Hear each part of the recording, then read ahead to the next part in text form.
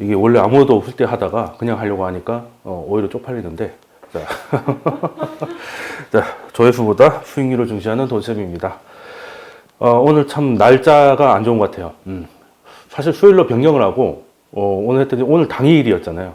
오늘 당일이라 가지고 그래도 오후 8시니까 그때쯤 되면 뭐라도 윤곽이 나오지 않을까 했는데 윤곽이 안 나오는데 일단은 지금까지 나온 거는 최소한 트럼프의 선전 혹은 역전이다 까지 나온 것 같아요. 일단은 플로리다가 이제 거기로 넘어간 게 꽤 컸던 것 같고, 그러니까 트럼프가 이길 확률 중에 거의 대부분이 플로리다의 승리를 전제하고 있었는데 일단 플로리다를 가져갔고, 또 고향 사람을 안 밀어주는지 펜실베니아가 아직까지는 트럼프 우위인데, 이게 옷을 입고 오다 보니까 딱 지금 위스콘신이 이 색깔이거든요. 아니, 위스콘신이 아니고 미시간하고 이런 데가. 그래서 그냥 또 바이든 될 것 같이 얘기하더니 바로 갈아타는 거 아니냐 막. 근데 와이프가 골라준 거예요. 이거 알고 입고 와서 생각해 보니까 이 바지는 이제 그 바지 색깔은 화면에 안 나오겠지만 좀 진한 거라서 이제 이거는 이제 트럼프 확정, 이건 트럼프 유리잖아. 지고 그냥 저는 대세 초종이기 때문에 트럼프가 이기면 또 트럼프에 맞춰서 가면 되지 뭐. 언제부터 우리가 한국 민주당에서도 탈당한 지 오래됐는데 미국 민주당하고 뭔 상관이 있겠습니까? 그죠? 자, 아무튼 뭐 그렇게 됐고요. 일단은 뭐 투표는 계속 진행 중입니다. 개표가 진행 중이죠. 개표가 진행 중이고, 코로나의 변수가 참 이번에도 그냥 미국은 만약에 이제 트럼프가 이번에도 이긴다면 그냥 이랬으면 그냥 이번에 경합주들만 투표하면 돼. 다른 데들 뭐 캘리포니아는 안 해도 되잖아요. 뭐하러 힘들게 행정비용을 낭비하면서. 그렇잖아요. 그냥 지금까지 봤을 때 승자와 패자가 10% 이상 계속 차이 났던 데는 그냥 투표권 없애버리는 게 나을 것 같아요. 뭐 하면 뭐하나. 그렇죠. 그렇지 않습니까? 그래서 경합주만 가지고 하는데, 물론 뭐 이게 미국이라는 나라가 선거 때마다 이제 미국이라는 나라는 이제 뭐 선거인단 제도 막 설명해야 되고 하잖아요. 그러다 보면 이게 참 희한한 제도인데, 간접 선거잖아요. 그렇다고 우리가 생각하는 간접 선거는 우리 체육관 뭐 이렇게 그냥 선거 자체가 의미 없는 그런 건데, 이거는 그런 것도 아니고, 근데 상식적으로 제일 이해가 안 되는 게 이제 힐러리도 거의 300만 표 가까이 2.1% 정도 리드를 했지만 이제 선거인단에서 안 됐던 거고, 뭐 그렇게 되는. 근데 미국을 좀 이해하면 되겠더라고요. 일단 미국은 13개 주로 출발을 하잖아요. 근데 13개 주가 13개 나라가 출발한 거나 다름없어요. 알고 보면 하나하나가. 그리고 영국이 싫어서 넘어온 사람들인데, 그러면 넘어왔으면 같이 이제 으쌰으쌰 잘 살아야 되잖아. 근데 자기들끼리 더 싸워요. 원래 좀 그래. 그래서 사실 그냥 나라들이 그냥 묶여 있다 보니까 이제 독특한 게 많이 나오고, 이제 선거인단도 그 중에 하나인 것 같은데, 뭐 일단은 뭐 펜실베니아 같은 경우는 뭐 11일까지 뭐 결과가 나올 수 있다 뭐 이런 게 있으니까, 오늘은 그냥 제가 짱구를 좀 골려본 게 결론이 안 날 수도 있잖아요. 결론이 안 났는데 실컷 강의를 했다가 이제 결론이 엉뚱하게 나오면 강의를 못 올리게 되는 이제 참사가 벌어지니까 이제 머리를 쓴 거지. 이제 다른 얘기를 하자.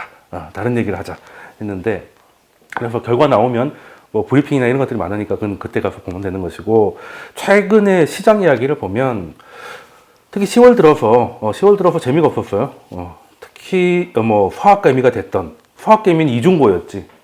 그렇죠? 수학개미가 말이 미국 투자지, 미국 7개 주 투자잖아. 미국 중소형주에 투자하는 수학개미를 본 적이 없어요. 아님 테슬라 아니면 애플이지 뭐. 사실 미국 투자라고 해야 되나 싶을 정도로 뭐 그런 건데, 이제 그런 것들 개인 투자자들이 이제 수학개미가 됐든 미국의 로빈후드가 됐든 이제 그 팡만이라고 하는 것들, 대형 기술주들이 좀 S&P보다 더 많이 떨어졌어요. S&P보다 많이 떨어져서 특히 우리나라도 네이버, 카카오 이런 게 9월, 10월 들어서는 이제 마이너스를 계속 이제 월간 단위로 기록을 하고 있어서 참 이게 들불같이 일어났던 게 뭐 불과 몇 달 전인데, 9월 2일, 미국은 9월 2일 정도의 고점을 찍고 그 이후로 탄력이 확실히 죽어 있는 그런 상황이고, 왜 그런가에 대해서는 뭐 제가 이제 요즘 글을 매일 올리고 있으니까 다들 좀 보셨을 건데, 이 밑에 것도 안 바꿨구나.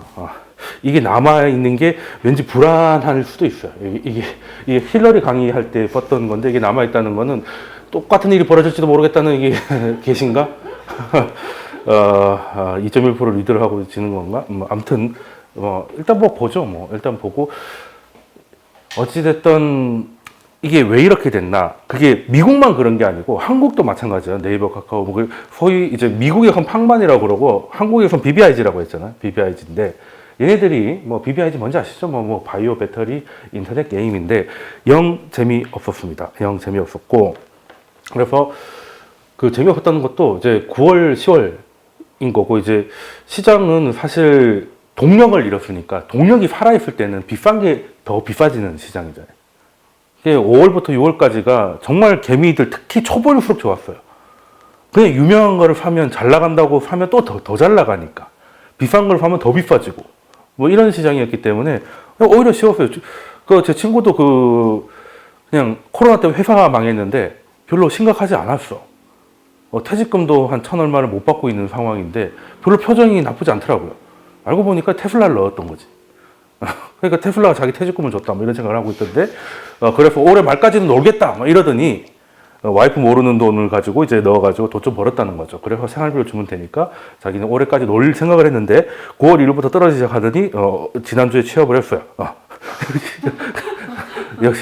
역시 내 팔자에 2달 이상 놀 수는 없는 거구나 뭐 이렇게 했는데 그게 뭐 사실 그냥 제 친구 얘기긴 하지만 그 주도주들이 좀 꺾였던 거고 이게 중요한 게 뭐냐면 이게 시장이 강할 때 이제 끌고 가는 애들이 이제 주도주잖아요. 주도주인데 이게 주도력을 좀 상실했다는 거지.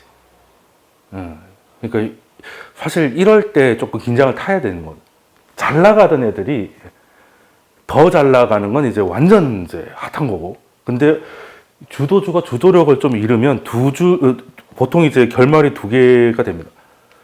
보통은 이제 주도주만 남고 점점 시장이 다 가다가 우리 3, 4월 때 반등 나올 때 그냥 우르르 다 올라갔잖아요.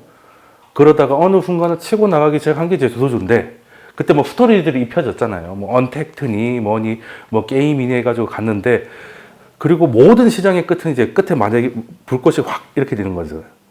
그러면 그 확 터트리는 게 이제 주도주의 급상승을 하다가 이제 그게 꺾이면 조정이 되든지 아니면 이제 그 시장 사이클이 끝나서 이제 하락장으로 가는 거였는데 그래서 지금 고민은 뭐 대선 결과도 있고 뭐 하겠지만 지금 분명히 주도주가 주도력을 잃은 건 확실한 것 같아요. 미국 나스닥도 마찬가지고 한국도 마찬가지고. 그러면 이게 지금 어느 상단 대비 좀 떨어져 있잖아요. 이게 조정으로 끝날 것인가 지난 6월 달처럼 아니면 그냥 이제 우금치 전투가 일어나서 이제 동학개미들이 학살당하는 것인가 하는 건데 일단은 우리가 제일 힘들게 했던 거는 이제 우리 그 남기형인데 참 그 우리나라 기재부는 뭐 공무원들하고 일해 보면 아시겠지만 공무원분들도 계신데 아무튼 좀 특히 기재부가 이제 그 목이 좀 뻣뻣한 부서로 유명하잖아요. 그러니까 관료들은 그런 생각이 있는 것 같아요. 뭐 청와대 해봐야 5년이고 우리처럼 재임도 안 되잖아요. 미국처럼 5년이고 우리는 그냥 계속 가는 건데 그래서 말이 그냥 대통령이지 자기들이 위에 있다고 생각을 하는 것 같아요. 뭐 그냥 제가 느끼기로는. 근데 기재부의 지금 헤드들이 처음에 와서 뭐 세상을 배우고 그 재정이란 걸 배울 때 이제 IMF가 터졌던 기억이 있잖아요. 그래서 이제 거기에 재정 균형에 너무 좀 구속되어 있는 거 아닌가 하는 생각을 좀 하긴 하는데 그에 대해서는 설명을 좀 드렸습니다만 어쨌든 3억으로 가는 게 이제 후퇴가 됐죠. 후퇴가 돼서 그냥 원래대로 2년간 10억 유지인데 2년 후에는 2023년에쯤 되면 이제 전면 과세가 되잖아요. 그러면 그런 이제 그냥 슬쩍 없어질 수도 있는 뭐 그런 건데 기재부의 논리는 그거였다는 거예요. 이번에 만약에 밀리면 23년에 하기로 한 것도 밀린다는 논리. 그러니까 지금 여론이 안 좋다고 해서 그럼 그때는 여론이 좋겠냐? 뭐 그것도 맞는 말이긴 하죠. 맞는 말이긴 한데 근데 이거는 그 3억이 대주주라는 발상이 너무 좀 웃긴 거고요. 3억까지 할 수 있는 게 뭐가 있다고? 뭐 서울에 빌라 한 채 살 수 있습니까? 그것도 아니고. 그것도 아닌데다가 3억의 기준이 원래는 액면가로 해야죠.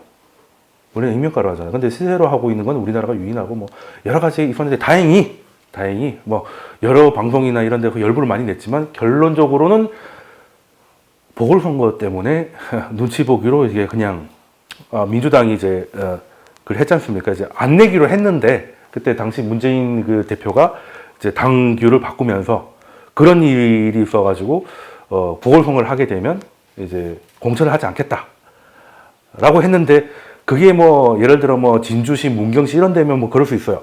근데 서울, 부산이잖아. 이게 골치 아픈 일이거든. 그리고 서울시장이 만약에 그러니까 박원순 시장이 1기 때 되게 인기가 좋았잖아요.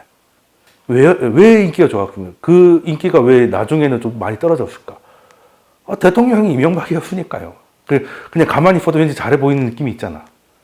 근데 지금 상황에서 서울시장이 국민의힘이 돼서 뭔가 좀 이렇게 중도층이나 중산층을 자극할 만한 드라이브를 걸고 제일 자극한 게 뭐겠습니까? 서울시니까 재건축 재개발 관련 것들도 있고 그 이제 이번에 또 법을 많이 바꾸면서 재건축 재개발 승인을 원래 구청장이 하다가 시장으로 바꿨거든요. 구청장이 하면 이제 구의 이제 표를 생각해서 쉽게 허가를 내주니까 시장으로 올렸는데 그게 또 국민의힘이 돼버리면 재건축 재개발이 좀 완화되는 사인을 할 수 있고 그렇게 되면 이제 오히려 중산층들은 오히려 차라리 그냥 갈아타자가 될 수도 있잖아요. 뭐 어찌됐든 뭐 괜히 그런 약속을 해가지고 뭐 힘들게 됐는데 서울, 부산 넣을 수 없으니까 이제 결국은 하기로 했잖아요. 뭐 당원 투표를 해가지고 당원 투표를 저는 이제 당연히 또 후보를 낼 거라고 생각했는데 안 낼 거면 만약에 안 낸다면 다시 입당을 할까도 생각을 해봤어요. 이제 탈당한 지 좀 됐잖아. 근데 다시 입당도 해볼까 했는데 역시 그럴 일은 없구나. 그랬고 그럼 여론이 좀 나빠지잖아요, 솔직히. 아무리 당원들한테 투표를 했다고 하지만 이거 좋게 말해서 당원들한테 물어봤다는 거지. 이건 당원들한테 물어보면 국민한테 물어본 게 아니고 당원한테 물어봤잖아요. 그럼 당연히 후보 내라 그러지. 그러면 약간 핑계 대는 듯한 느낌이 없잖아요, 있지 않습니까? 그래서 여론이 안 좋아지는데 또 이것까지 하면 보궐선거에 후보 내가지고 망하는 케이스가 나올 수도 있잖아요. 그래서 당이 밀어붙입니다. 민주당이. 예. 사실 이게 선거가 그래서 차라리 이럴 거면 매년 있었으면 좋겠어, 그냥. 선거 아니었으면 신경도 안 쓰잖아요. 그 긴급재난지원금 때 70%냐 아니냐고 엄청 싸웠잖아요. 그때 민주당이 밀어붙여가지고 다 주기로 했잖아. 왜? 총선 때문에. 그때 민주당 의원이 실제로 그 얘기했잖아요. 선거 때문에 줬다고. 그건 누가 봐도 어쨌든 주니까 고마워 그냥 받고 말하는 건데 어차피 정부도 눈먼 돈이니까. 근데 이번에도 그런 일이 벌어진 거 보니까 총선 그냥 우리나라 임기도 우리나라도 미국처럼 우리 300명 국회의원을 60명씩 5년, 1년에 한 번씩 계속 뽑는 거야, 그냥. 그러면, 그리고 청년 실업 해결할 수 있는 선거관리위원회를 부로 바꿔가지고 엄청 뽑으면 되겠네. 뭐, 아무튼, 뭐 그런 생각도 좀 들긴 하는데, 어찌됐든, 다행히 확대되는 건 막았는데, 그렇다고 해서 이 수급이 꼬이는 원인이 해결됐는 그건 아니죠. 작년에도 코스닥은 원래 연말에 팔고, 연말 직전에 팔고 연말에 파는 게 연례 행사였거든요. 연례 행사였는데 이번에는 10억이 아니고 3억이라서 더 일찍 더 많이 나오지 않을까 하는 생각이 있었고 그 생각 때문에 손이 안 나가는 거죠. 살려는 사람들도. 3억이 안 되는 사람들도 곧 물량이 나올 것 같으니까 세게 못 쏘는 거죠. 그러니까 이제 원래는 이 정도 재료 나오면 쭉쭉 나가야 되는 건데 늘 윗꼬리 달고 밀려 내려오는 게 조금 올라가면 일단 팔아버리는 사람들이 그 사람이 알고 보면 5천만 원이고 뭐 이런 가능성도 충분히 있거든요. 어찌됐든 더 확대되는 건 막았지만 그렇다고 뭐 물량이 없는 건 아니다. 그렇게 되면 지금 분위기로 봐서는 최소한 조정 정도는 뭐 당연히 지금까지는 가능한 문제였고 왜냐하면 개인들이 왔는데 개인들의 힘으로 여기까지 온 거잖아요. 그런데 뭐 이런 문제 때문에 개인의 손발을 좀 묶었고 그리고 지금 10월 달 딱 들어서는 개인 순매수가 많이 줄었어요. 뭐 이 문제도 있기도 했고 나스닥이 예상 같지 않고 뭐 이런 부분이 있는데 그래서 지금은 이제 여기까지 온 거는 조정이다. 그럼 여기까지만 떨어진다면 조정이고 더 떨어진다면 이제 하락을 볼 수도 있잖아요. 그 기술적으로 보면 코스닥이나 코스피가 약간 이런 모습이에요. 그 주식책에 보면 헤드앤숄더. 보통 이 두 번째 어깨에서 이제 많이 빠지거든요. 그러니까 그럼 이런 적이 있었냐? 주도주가 휘발유를 상실할 적이 꽤 있었을 거 아니냐? 찾아보면 이게 이제 금융위기처럼 금융위기 이전에는 뭐 조선주 엄청 좋았잖아요. 그래서 조선주가 먼저 고점을 찍고 그 다음부터 시장이 무너졌는데 이게 조정으로 끝나지 않고 하락으로 이어졌던 거는 대외 변수가 있다라는 거지. 매크로 변수가 있었다는 거야. 그때 당연히 글로벌 금융위기가 있었고 그 다음이 지금하고 약간 비슷한데요. 칠공주라고 있었습니다. 지금도 사실 뭐 BBIG 칠공주라고 하긴 하는데 그때는 정체됐다가 하락 안 했죠. 상승이 정체됐다가 다시 차화정이라는 모멘텀을 입고 다시 올라갔는데 2011년에 그리스발 유로존 재정위기가 오면서 그 장이 끝나고 들어 누워 버립니다. 뭐 이 들어 누운 건 이제 중국이 이제 유럽 때문에 들어 누우니까 이제 같이 누운 건데 그 와중에 누워 있었지만 내려가는 게 있고 올라가는 게 있었을 거 아니에요. 이거 중에 올라가는 게 뭐 당시 코스닥도 있었고 뭐 아모레퍼시픽도 있었고 했는데 그것도 그냥 고점 찍고 그냥 넘어갔어요. 급락하지 않았습니다. 그러고 나서 반도체하고 셀트리온 그러니까 우리 2600을 찍었던 그렇게 하다가 갑자기 급락이 좀 레벨 다운이 일어났잖아요. 그때는 무슨 일이 있었냐? 미중 무역 분쟁이 있었다. 자, 결론이 뭐냐면 그럼 이번에 어떻게 될까? 일단은 단기 고점이 될지 진짜 한동안 고점이 될지는 누가 결정하느냐? 매크로 변수가 터지느냐 안 터지느냐의 차이라는 거죠. 대외 변수가 좀 그냥 쉽게 말해서 우리나라 문제가 아니고 글로벌 경제에 악재가 생기면 그냥 이제 힘이 좋던 주주들까지 힘을 상실해서 시장이 푹 꺼지는 거고 그게 아니면 털고 일어나더라는 거지. 털고 일어나는 건데 뭐 어떻게 될까? 그거 뭐 알 수는 없는데 이제 매크로 변수가 터지는 게 뭘까? 일단 코로나는 일단은 좀 지나간 것 같고 사실 이게 코로나 때문에 시작된 거니까 코로나 때문에라고 하긴 그렇고 그 외에 다른 좀 변수가 생겨야 될 것 같은데 일단 현재 상황을 보면 우리나라는 어쨌든 글로벌 교역이 좀 늘어나고 하는 게 좀 유리한 국가잖아요. 그래서 지금 그 경제 지표 중에서 ISM 제조업 지수 정말 중요하다고 정말 자주 얘기하는 건데 이게 10월 달께 발표가 냈는데 서프라이즈가 나왔어요. 이게 59.3입니다. 59.3인데 이게 보통 보시면 아시겠지만 60하고 40 사이로 와리가리해요. 그러니까 60 넘어가면 사실 과열이라고 보고 우리 2018년 막 이럴 때 그래서 우리도 2608을 찍었던 때가 이때고 그리고 코로나 때도 40은 안 깼거든요. 이건 이제 금융위기 때고 그래서 이 밴드 안에서 왔다 갔다 하는데 지금 떨어지는 속도보다 오르는 속도가 더 빠른 거 보니 일단은 경제 회복이 되고는 있구나. 되고는 있다는 것이고 그리고 세부 지표가 있어요. 그러니까 전체 헤드라인이고 그 점수 항목별 점수가 있는데 그 중에 좀 제일 중요한 게 뭐냐 뭐 여러 가지가 있겠지만 신규 주문이 있어요. 그러니까 새로이 주문을 얼마나 넣느냐 이게 사실 중요하지 않겠냐 이런 건데 신규 주문이 2004년 이후로 최고치가 나옵니다. 거의 67.9가 나왔는데 2004년이 어떤 시기였냐 그때 이제 사스 끝나고 이라크 전쟁 막 정리되고 하면서 글로벌 경제가 막 살아나기 시작할 때 우리가 지금 제일 좋았던 때가 언제예요? 2004년부터 2003, 4년부터 2007년까지의 그 지금 가치주로 불리는 뭐 조선철강 기계들이 쭉쭉 가면서 우리가 2000을 처음 찍었던 그때잖아요. 뭐 이것 찍었다고 해서 그렇게 되는 건 아니겠지만 어찌됐든 신규 주문이 많이 지금 들어오고 있는 건 사실이고 그래서 지금 배송 기사들이 코로나를 이제 털고 다시 들어왔음에도 불구하고 배송이 지연되고 있대요. 그러니까 주문이 많아지니까 이제 그걸 다 못 쳐내는 거지. 그런 상황이라서 지금 재고라고 하거든요. 재고가 거의 없습니다.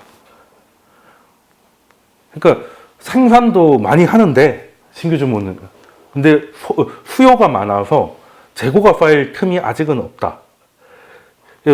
이건 어떻게 보면 좀 해석이 가능한 게 자, 코로나가 빵 터졌어요. 그러니까 생산을 못하지. 락다운이 됐으니까. 근데 소비는 온라인으로 할 수 있잖아요. 그리고 나라에서 돈을 줬어요. 그래서 소비는 어느 정도 버티고 있었는데 생산이 멈춰 있었잖아요. 그러니까 하다못해 자동차 공장에 다니는 직원이라고 하면 자택근무가 불가능하잖아요. 가서 조립을 해야 되니까. 이 모든 회사가 IT가 아니지 않습니까? 집에서 노트북으로 일할 수 있는 게 아니에요. 그러면 생산은 무조건 컨택트거든. 그래서 이거는 한동안 멈춰 있었고 소비는 나라에서 지원금을 주고 뭐 온라인으로 하고 어떻게든 해서 어느 정도 버티고 있었다는 거죠. 그래서 지금 기업이 갖고 있던 재고는 거의 바닥 상태고 더 바닥이 날 것 같으니 신규 주문을 왕창 넣고 있고 이런 환경이 사실 우리나라한테 나쁜 건 아니다 라는 거죠. 그래서 우리나라 주가가 뭐 2400에서 그냥 2400 유리천장이 있는 것처럼 이렇게 거기만 가면 딱딱 멈추긴 하는데 그래도 2400까지 돌아온다는 건 코로나 이전이 2250이었다는 걸 생각하면 놀라운 거잖아요. 모든 나라가 코로나 이전 증시를 다 회복한 건 아닙니다. 다 회복한 건 아니에요. 주요 국가들이 대부분 회복해서 그렇지 마탱이 가고 있는 애들은 뭐 답이 없거든요. 제가 글도 올렸지만 지금 제일 마탱이 가고 있는 데가 뭐 스페인 같은데요. 스페인 증시는 지금 코로나의 저점을 향해 다시 가고 있어요. 일단 거기는 뭐 방법이 없으니까. 메이드 인 스페인은 자라밖에 없어요. 자라 아니면 토마토인데. 그 말은 뭐겠어요? 다 서비스업, 관광 뭐 이런 거잖아요. 그런데 오지도 못하고 가지도 못하고 물론 안에선 돈다고는 하지만 하다못해 중국 사람, 한국 사람 가가지고 써준 것만 해도 꽤 될 것이며 그렇죠? 그리고 우리는 정 안 되면 우리끼리는 뭐 노래방에 망하고 해도 어떻게든 공장 돌려서 수출하면 결제는 받잖아요. 근데 서비스업은 장사를 못하면 매출이 제로인 상황이고 유럽은 특히나 그렇기 때문에 재확산이 좀 심해지니까 지금 증시가 다시 꺾이고 있는 상황이고 영국 같은 경우도 이번에 또 4주간 3월, 4월 같은 락다운은 아닌데 거긴 또 특징이 봉쇄를 하긴 하는데 학교는 또 가더라고요. 근데 프랑스에서는 확진자 40% 학교에서 나옵니다. 이게 봉쇄냐는 생각도 좀 들고 그리고 영국도 예전처럼 아예 못 나오는 게 아니라 뭐 만나서 놀지 말라는 거예요. 엄밀히 말하면 이제 뭔가 생필품을 사러 간다거나 거기 가서 먹지 못하지만 생필품 사러 가거나 운동하러 이제 혼자 산책 나오고 하는 건 가능하거든요. 가능하고 그리고 보리스 존슨 총리가 우리가 크리스마스 때 만나서 놀기 위해서 지금 멈춰야 된다는 얘기를 해요. 그러니까 일단은 봉쇄를 하지만 좀 소프트하다는 느낌인 거죠. 지금 이 상태로 가다가 크리스마스 때 딱 우르르 만나버리면 우리도 지금 추석 같은 거잖아요. 난리 나니까 그때 전염되기 위해서 지금 좀 낮춰놓는 건가? 근데 왜 이렇게 하냐면 코로나는 코로나로 죽는 게 아니라 코로나 확진자가 너무 빨리 나와서 의료 시스템이 붕괴되면 치료만 받으면 되는데 병상을 못 구해서 죽는 사람들이 나오는 거잖아요. 이제 그걸 막기 위해서 그러니까 속도 조절하는 거예요. 어차피 영국 같은 데서 지금 한국처럼 이렇게 100단위 이런 식으로 못 낮춥니다. 지금 2만 몇천 명씩 쏟아지기 때문에. 근데 이대로 계속 올라가면 뭐가 중요하냐면 이게 코로나 확진자가 나오면 이제 음압병동이나 뭔가 이제 혼자 병실을 써야 되는 중환자가 1.5% 정도로 나와요. 100명이 걸리면 한두 명 정도가 이제 넘어가고 그런 사람들이 병상이 없으면 죽을 수도 있는 거거든요. 그러면 지금 남아있는 병상이 얼마고 이런 걸 계산해 볼 수가 있는 거죠.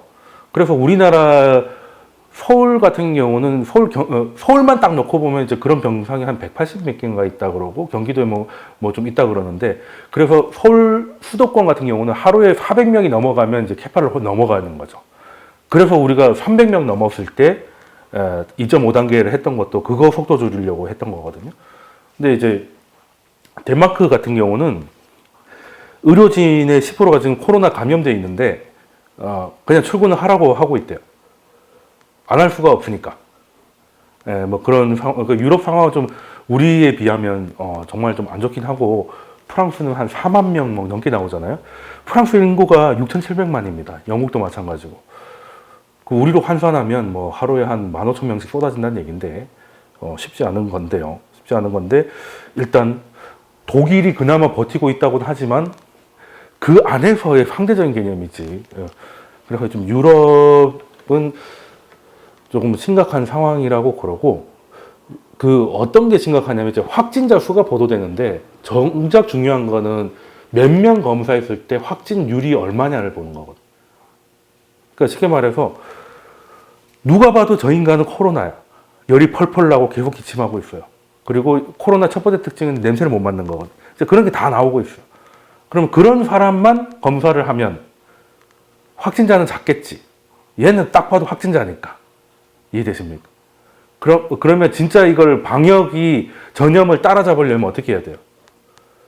우리처럼 밀접 접촉자 이런 거 다 추적해가지고 미리 가서 검사 다 하고 검사 결과 나오기 전에는 자가격리 시켜놓고 이게 방역이 전염을 추월하고 있는 거거든요. 근데 이게 전염이 먼저 가버리면 어떤 일이 벌어지면 검사할 때마다 확진율이 높아져요. 확진율이 높아지기 때문에 지금 보면 스페인이 한 11%, 100명 검사하면 11명이 확진 나온다는 겁니다. 그러면 정말 의심스러운 사람들 위주로 검사하고 있다는 거죠. 그리고 프랑스는 더 대박인 게 뭐 18%. 5명 중에 1명이 다 확진 나오고 있고, 네덜란드 세코는 뭐 4명 중 1명입니다. 26%예요. 그래서 그러면 이게 몇 프로 이하로 떨어져야 방역이 전염을 따라잡고 있느냐, 혹은 앞서가고 있느냐는 3%거든요. 근데 유럽 상황은 이제 훨씬 넘어가고 있는 거죠. 훨씬 넘어가고 있는 거고, 그러다 보니 이제 방법은 없어요. 지금 치료제 혹은 백신이 없는 상황에서는 방법은 마스크하고 거리두기밖에 없는데, 그러면 이제 유럽 상황이 다, 특히 이제 유럽 다 보셔서 아시겠지만, 미국이나 이런 데는 이 음식점이 장사가 안 되면 우리는 다 인터뷰로 사장하고 하잖아요. 하다못해 이태원 갔을 때 그분 누구냐? 이태원 일구 신분 있잖아요. 맞다. 이름이 생각이 안 나네. 하루 매출이 1,000만 원 넘었다가 지금 3만 5천 원 떨어지고 막 이렇게 인터뷰를 하는데, 우리나라야 사장이고 나머지는 솔직히 아르바이트니까 크게 상관이 없는데, 외국은 아시잖아요. 요 라인마다 다 있고 팁으로 사는 웨이트리스가 사실 제대로 된 직업이거든요. 우리가 그냥 알바나 그냥 서빙한다 하면 그냥 알바하고 있어 이런 느낌인데, 근데 저기는 이게 사업장이고 그 안에서 나름대로의 사업을 하고 있는 거기 때문에 사장이 힘든 것도 당연한 거겠지만 이 사람들이 거의 실직 상태로 간다는 거거든요. 그런 상황이 계속 되니까 이거는 어떻게 할 방법이 없는 거죠. 보조금 주는 것도 한계가 있는 거고, 기업이면은 이게 채권도 사주고 할 텐데 이런 데는 그냥 대신 가서 먹어주는 걸 해야 되나 좀 애매하잖아요. 그래서 영국이 지금 한 4주 정도 봉쇄를 밝혔는데 이걸로 GDP 성장률 한 10% 정도 까먹을 거다라는 보도가 있어요. 그래서 ECB하고 영란은행에서 이걸 알고 이번에 12월에 크게 한 방 쏘겠다라고 하는데, 뭐 중앙은행에서 쏘는 게 돈이겠죠. 좀 통화 정책이 더 어디까지 나올지 좀 봐야 될 것 같아요. 봐야 될 것 같은데, 이게 만약에 좀 이렇게 유럽 경제를 좀 살려낼 수 있을지, 아니면 유로화만 엄청 쏟아내가지고 달러를 강하게 만들어서 좀 피곤하게 만들 건지는 좀 지켜봐야 될 것 같은데, 근데 미국은 우리보다는 상황이 조금 낫습니다. 왜냐하면 일단은 확진자들이 젊은 애들이 많아요. 걔네들은 그냥 뭐 제끼고 놀고 있으니까 젊은 친구들이 많아서 사망자 수가 별로 안 올라오거든요. 확진자 수에 비해서. 그래서 조금 나은 상황이라고는 하는데, 지금 아까 확진 판정률이 미국이 한 6.5%. 그러니까 유럽이나 이런 데에 비해서는 훨씬 나은. 그럼 미국도 4월에는 정말 막 뉴욕의 냉동차에다가 뭐 시체를 보관해야 된다 이럴 때는 22%까지 나왔거든요. 그때는 진짜 높았던 건데요. 지금은 6.5니까 그 사이에 코로나가 조금 더 전염되고 치사율이 좀 줄어드는 형태로 변종된 것도 있고, 또 미국은 또 사회 특성상 이제 마스크를 쓰면 민주당, 벗으면 공화당이 돼가지고 이제 공화당 젊은 친구들이 많이 걸리다 보니 의외로 사망자는 별로 안 나오더라는 상황인데, 어제 새벽에 이제 시작했는데 10표하고 16표가 개표돼가지고 캡처해서 넣어놨거든요. 어제 새벽에 이제 강의 준비를 이제 시작을 했는데, 나중에 업데이트 해야지라고 깜빡하고 있다가 지금 또 올려야 되는데, 뭐 나중에 하죠. 뭐 이건 어떻게. 근데 요 끝에 동네에서 마을 주민이 총 이제 26분 계셨던 것 같아요. 그래서 이제 근데 이게 이 동네가 웬만하면 다 맞췄대요. 그래서 지금 좀 그렇다는 생각이 들고, 그러면 근데 사실 바이든이 되면 뭐 정치에 좋고 트럼프에 되면 정치에 좋고 이런 건 아니잖아요. 그죠? 그러니까 시장이 약간 제일 싫어하는 거는 누가 될지 모를 때. 지금 사실 약간 그 상황인 거지. 오늘 오후 때 바이든이 연설한다고 했을 때, 생각보다 빨리 지지를 치나 보다. 우리는 뭐 아름다운 투쟁을 했지만 뭐 블라블라 이런 얘기를 하고 이제 끝나면, 그래, 트럼프가 되든, 누가 되든, 누가 될지 모르는 불확실성이 제거되는 거잖아요. 그러면 시장은 거기 맞춰서 적응하면 됩니다. 적응하면 되고, 물론 2016년에는 트럼프가 뭐하는 인간이지 하다가 이제, 대통령이 됐으니까 조금 더 많이 놀랐을 텐데, 근데 하던 걸 또 하겠군이 되는 거잖아요. 그럼 불확실성은 없어지겠네. 트럼프 때 좋았던 건 더 좋을 것이고, 트럼프 때 힘들 때 더 힘들겠네. 라고 생각을 하면서 보고 있는데, 바이든이 믿어라, 이러니까, 뭘 믿으라는 건가, 이거. 기다리면 되는 겁니까? 이렇게, 우편 투표, 아무튼 일단 좀 저는 너무 빨리 포기 선언을 한 줄 그건 아니고, 오히려 더 준비된 것 같아요. 지금 와서 보니까. 저런 얘기를 할 거면 이 타이밍에 왜 나왔지? 이런 거 있잖아요. 트럼프가 먼저 선언할까봐, 승리 선언할까봐 자기가 먼저 기다려봐라. 아직 우편함을 안 깠다. 이 얘기를 하려고 선방을 친 것 같아. 그러고 나서 시장 반응은 나스닥이 4%까지 미친 듯이 올라가고, 왜 나스닥이 강하겠어요? 아니, 바이든은 규제 증세잖아요. 근데 세금이 예를 들어 1% 오르고 2% 오르고 혹은 1, 2% 떨어질 때 가장 영향을 많이 받는 사람은 돈 많이 버는 사람이겠죠. 그죠? 그럼 지금 돈 많이 벌고 트럼프가 법인세를 낮춰놔가지고 가장 주가를 많이 올렸던 나스닥 중심의 대형 기술주들이 이제 바이든이 되니까 이제는 규제나 받을지도 모르겠고 회사 찢어라고 할지도 모르겠고 이런 상황이 있다가 얘가 될 것 같으니까 이제 튀어 올라갔는데 그러고 나서 이제 트럼프가 이제 연설을 하는데 그때부터 또 나스닥이 빠져요. 왜 그런 뭐지 또 보고 있었더니 트럼프가 일단은 예상된 대로 우리가 이겼다 라고 그거야 지금 졌다고는 하진 않겠지 이랬는데 그런데 사기다라는 거예요. 아니 자기가 이겼는데 왜 사기라는 거야. 이겼다며. 그럼 부정선거 고백하는 건가 지금? 그러니까 이 말은 우편 투표를 개표를 막거나 반영되지 않도록 하겠다는 뜻이잖아요.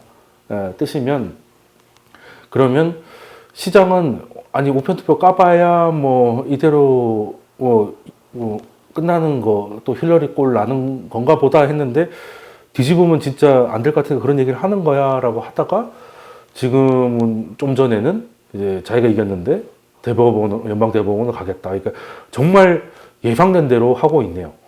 어떻게 보면 불확실성이 없어. 제일 불확실성이 이제 바이든이 불복하는 거지 이제 정반대가 돼가지고 트럼프가 살짝이고 바이든이 불복해가지고 골 때리게 되면 그것도 재밌겠다는 생각이 드는데 또 새벽에는 이랬습니다. 또 그때 거 갖고 와야 되는데 또 트럼프 9% 힐러리 91% 그거 갖고 와야 되는데 똑같네요. 근데 여기 정도가 좀 돼 있고 조지아 크래프트가 안 되고 있어요. 네, 아무튼 그렇습니다.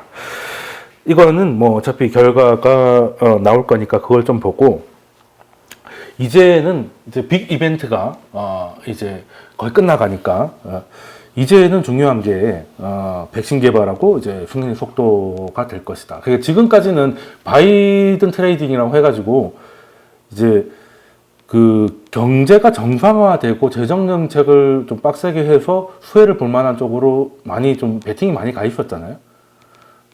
이번에도 만약에 트럼프 승리로 끝나면 이번에도 여론조사 기관들은 다 그냥 대가리를 박아야 될 것 같은데, 그래도 금융시장, 저는 여론조사지만 금융시장은 오늘 새벽까지도 바이든이었거든요. 딱 그냥 바이든 수혜주가 더 가고, 트럼프 쪽은 좀 덜 가는, 그런 게 계속 이어졌어요. 오늘 새벽까지, 우리나라 지금 아침 10시까지도.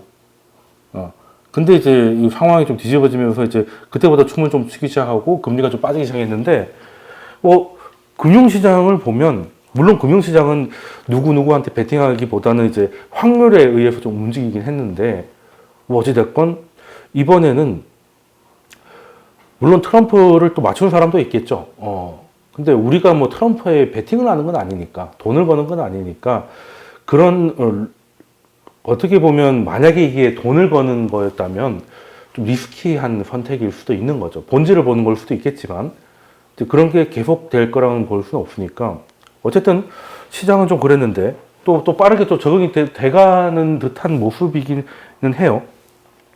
근데 하나 이제 그럼 바이든하고 트럼프가 뭐가 같고 뭐가 다르냐라고 했을 때 일단은 뭐 세금에 있어서 가장 차이가 많이 나고 바이든은 세금을 이제 바이든 입장에서 정상화라고 하고 트럼프가 낮은 법인세 올리고 그리고 이제 뭐 엄청난 부자들한테는 또 더 많은 세금을 하자라는 게 있었고 트럼프는 그냥 트럼프의 목표는 상속세 없애는 거겠지 뭐.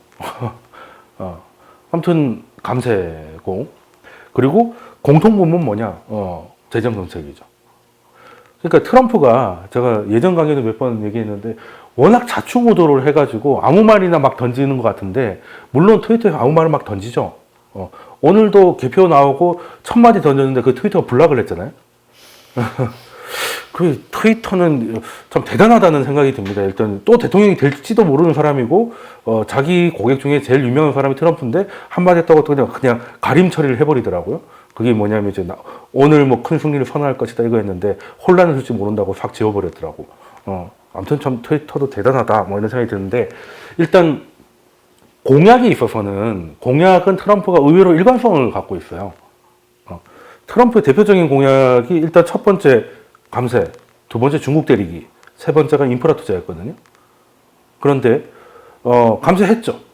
중국도 신나게 때렸습니다. 앞으로도 때릴 거고. 그리고 딱 못한 게 인프라 투자예요. 요것만 못했는데 이걸 왜 못했을까라고 생각을 해보면 사실 2016년 딱 이때쯤에 갑자기 트럼프 당선되고 했을 때 시장이 어떻게 반응했냐면 달러는 강해지고 오늘 여기도 그랬죠. 지금도 그런데 달러는 강해지고 미국 금리가 좀 많이 떨어집니다. 지금하고 똑같아요. 왜 그랬냐면 인프라 투자를 하면 당시에 1조 5천억 달러 규모로 하겠다고 했거든. 그게 세금은 덜 걷는데 돈을 더 쓰겠다는 말은 그게 무슨 말이겠습니까? 국채 발행해가지고 재정 적자를 일으켜가지고 그 돈으로 인프라 투자 하겠다는 거잖아요. 자, 그러면 첫 번째 미국의 성장이 나오겠네? 재정 투자하니까 그럼 달러가 강해집니다. 그죠? 성장성이 높아지니까. 그때 다른 나라들 개판이었잖아요. 2016년 말에. 그러니까 상대적 차별적인 성장이 나올 것 같으니까 달러가 좀 강해지는 거고 그리고 국채가 많이 나올 것 같으니까 국채 가격이 떨어지니까 금리가 올라가는 거죠. 근데 어떻게 보면 지금하고 똑같은데 엄밀히 말하면 지금 금리가 떨어지고 있는 거는 이제 금리가 올라갔다가 바이든 때문에 이제 금리가 올라갔다가 지금 떨어지고 있는 건데 근데 이제 그 인프라 투자를 아직도 못했습니다. 첫 번째 해는 트럼프의 첫 번째 취임 해는 그냥 감세 가지고 싸우기만 했고요. 그때는 오히려 해피했습니다.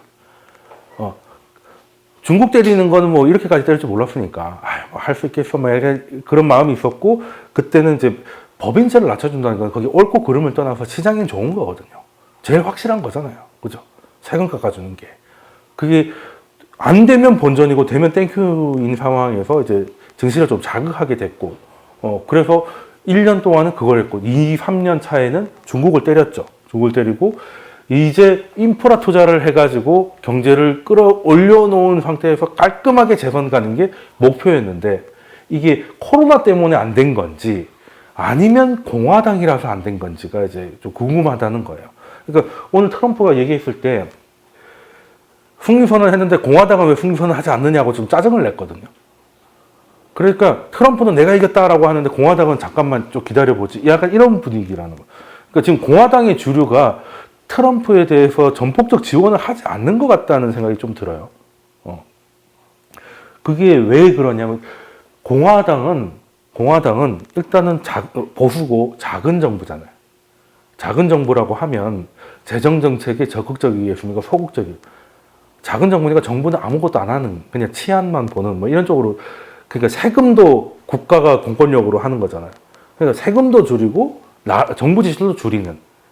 그래서 시장이 할 수 없는 뭐 안보나 군사 뭐 이런 거에 집중하는 거지.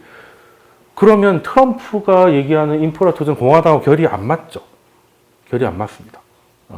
왜 재정 적자를 쌓아놓으면 언젠가 해소를 해야 되니까 세금을 걷든지 무슨 수를 내야 되거든요.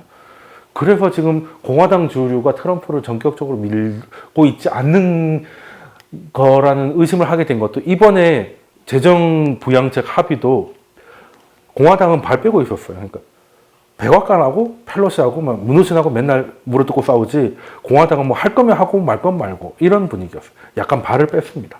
안 하겠다라고 말하면 도움이 안 될 테니까 그냥 가만히 있고 너희들이 하면 하고 아님 말고. 근데 그래서 지금은 약간 대선보다는 이제 상원이 더 중요할 수 있겠다는 거죠.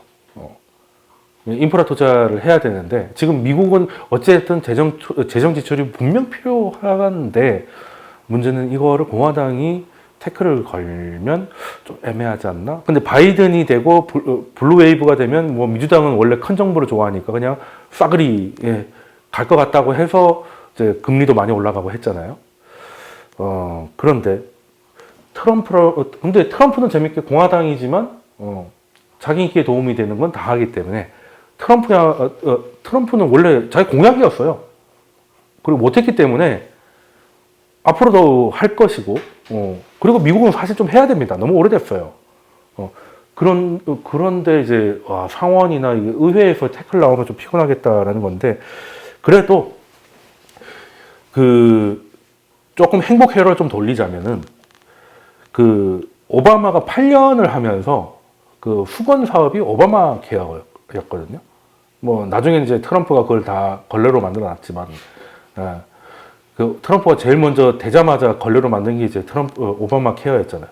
취임하고 첫 사인이 그거였어요. 오바마가 제일 싫어하거든요. 오바마 때문에 정치 시작한 것 같다는 게 맞는 말일 정도로 오바마는 트럼프가 정말 싫어하는 말을 정말 재밌게 합니다. 사람들은 막 웃어요. 근데 트럼프는 일을 가는 거지. 뭐. 그렇게 되는 거고. 많이 도와줬는데, 좀 그렇네.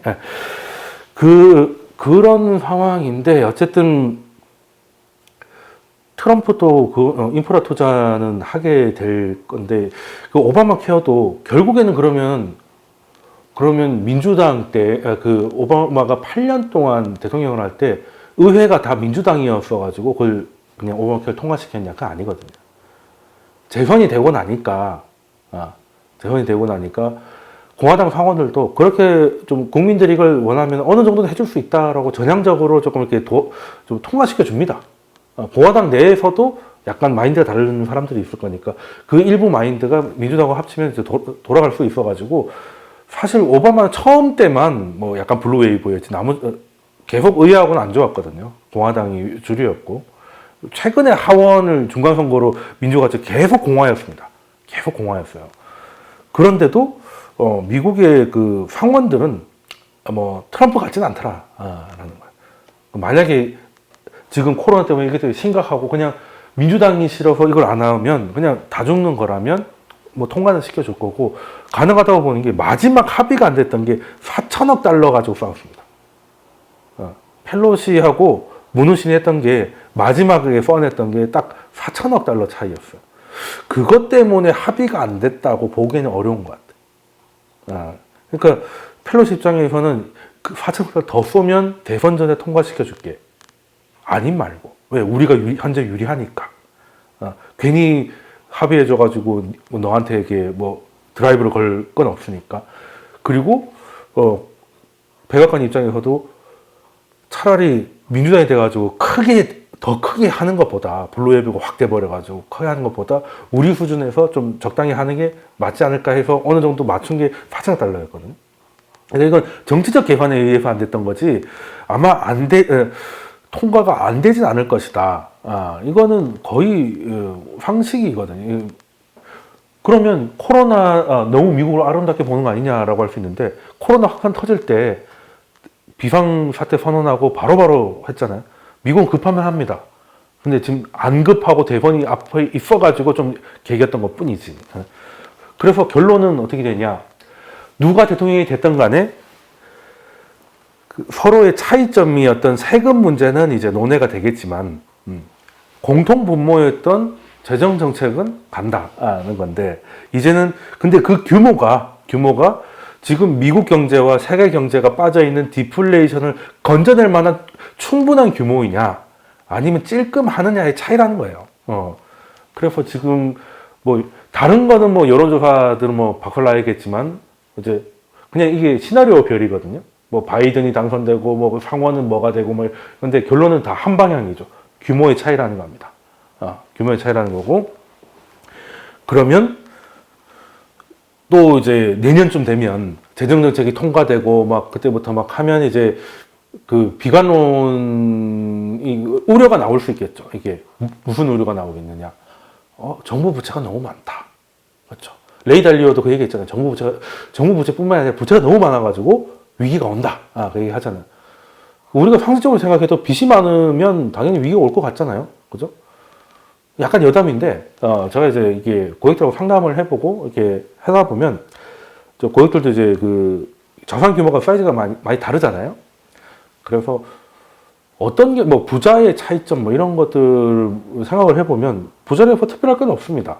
특별할 건 없고, 근데 이제 그 레버리지에 대한 태도? 그러니까 빚을 너무 두려워하는 사람들은 아무 문제 없이 살긴 하지만 잘 살지도 못하더라고요. 별 문제가 안 생겨. 그냥 살던 대로 삽니다. 뭐 크게 돈을 버는 것도 아니면 엄청나게 위에 몰리는 일도 없는 거지. 근데 그 관리 가능하고 이거를 관리에 좀 능하고 레버리지를 써야 되는 사람들이 한 번씩 이렇게 점프를 한다는 느낌이 좀 제 개인적으로 많이 받았어요. 그러니까 그 빚을 너무 두려워할 필요는 없는 것 같긴 한데 어찌됐든 근데 빚이 많다는 거는 그게 기업이 됐던 가게가 됐던 우리 지금 뭐 한국 경제의 뇌관이라고 하면 가계부채를 얘기 한 십몇 년 했잖아요. 이 정도 되면 불발탄 아닌가? 십몇 년 동안 안 터지는 뇌관이면 그렇잖아요. 그런데도 근데 이번에는 코로나 때문에 역대급으로 늘어날 것 같으니까 다시 한번 고민을 해보자. 이게 결국에는 당장은 목말라 죽겠는데 사이다 마시는 거하고 똑같은 거. 지금 당장은 시원하지만 나중에 더 목이 말라지는 그런 일은 벌어지는 게 아닐까? 지금이야 뭐 바이든이 되면 뭐 재정정책, 트럼프가 되면 또 이제 뭐 그 나스닥 중심 뭐 이런 식으로 그것만 보고 있는데 결론적으로는 빚이 늘어나고 이것 때문에 뭔가 큰일 나진 않을까라는 생각을 하는 거는 좀 정상적인 것 같아서 혹시나 했더니 이런 얘기가 실제 우리나라에서 나오고 있습니다. 뭐 결론이 뭐냐면 김영익 교수님인데 과거에 경험하지 못한 부채 충격이 2, 3년에 올 수 있다. 근데 자 그럼 한번 뜯어보겠습니다. 사실 제가 지금까지 설명드렸다시피 정부 부채가 늘어나는 것은 거의 이제 기정사실이고, 이게 걱정을 안 하면 오히려 이상한 노릇이라는 거 설명드렸는데, 이게 악재나 경고가 나왔을 때 제일 중요한 게 그거죠. 새로운 이야기냐? 라는 거죠. 그러니까 위기가 올 때 우리가 다 알고 있는 위기가 아니라 생각지도 못했던 위기가 터지면 그때 이제 큰 문제가 생기잖아요. 근데 일단 첫 번째 부채 때문에 망한다는 얘기는 딱 20년 된 이야기입니다. 2000년대, 2001년 뭐 그때 금리 다 낮추고 할 때부터 얘기 나왔던 거거든요. 그래서 일단 2000년대 초반 이후로 한 번도 맞추지 못했던 약간 양치기 소년화되고 있는 것이고 요거부터가 김이 좀 빠지긴 하는데 그러니까 그때도 빚이 늘어가지고 망한다더니 금리는 무슨 이유든 계속 내렸지. 서브프라임도 터지고 재정 위기도 터지고 뭐 아니면 앞으로 경제가 안 좋을 것 같아서 보험적으로도 또 떨어지고 코로나로 완전 사라지고 하면서 금리는 계속 하고 부채는 계속 늘어나요.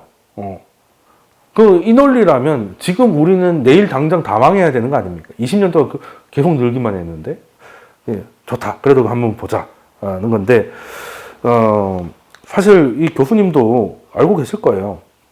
알고 계실 건데 이게 20년 그러니까 제가 보기에는 그냥 누가 써달라고 했는데 급해가지고 옛날 그냥 긁어서다가 주셨나 하는 생각도 좀 없지 않아 들 정도로 뻔한 이야기들이 조금 많긴 한데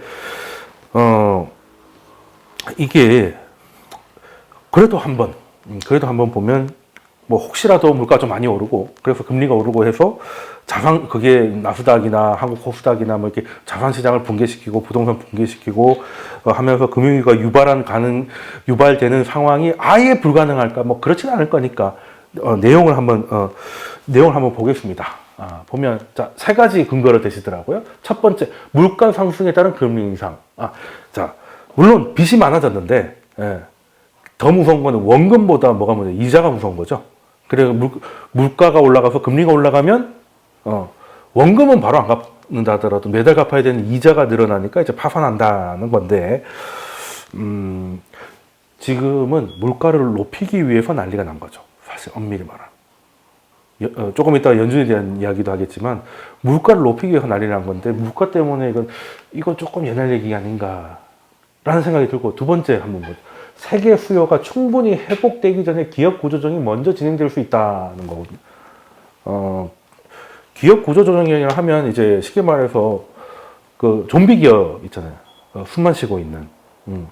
이런 데는 그냥 없애버리면, 물론 거기서 나온 실직자들 때문에 경제가 안 좋아지는 것도 있겠지만, 물건 가격이 또 올라가기도, 이제 공급이 줄어드니까. 그러면 첫 번째, 두 번째가 물려가지고, 이제 기업들이 쓰러져 가기니까 자산시장은 붕괴되고, 물가 올라가서 금리 올라가니까 자산시장 더 붕괴되고, 그리고 실직자 나오니까 실물경제 얼어붙고 해가지고 다 박살난다는 얘기예요. 는 얘기인데, 이것도 사실 지금은 구조조정을 해야 되는데 안 하고 있는 게 문제죠. 그러니까 못 죽게 만드는 거지. 그냥 산소호흡기에다가 딱 해가지고 지금 연준이 하는 게 뭐겠습니까? 어떻게든 좀비라도 되라는 거잖아요. 살아만 있어라라는 거잖아요. 그러니까 이건 너무 앞서간 거 아닌가 하는 거고. 저거 왜 자꾸 삑삑거리지? 그리고 이제 자산 가격이 본격적으로 하락할 경우 투자자들의 위험 기피 현상. 한마디로 주가 떨어지면 너도 나도 톰에 나올 거니까 지금 주가 비싸니까 그래서 망할 거라는 얘기인데요. 이게 다 말이 안 된다고는 생각하지 않지만 지금 생각할 문제는 아니라는. 지금 생각할 문제란.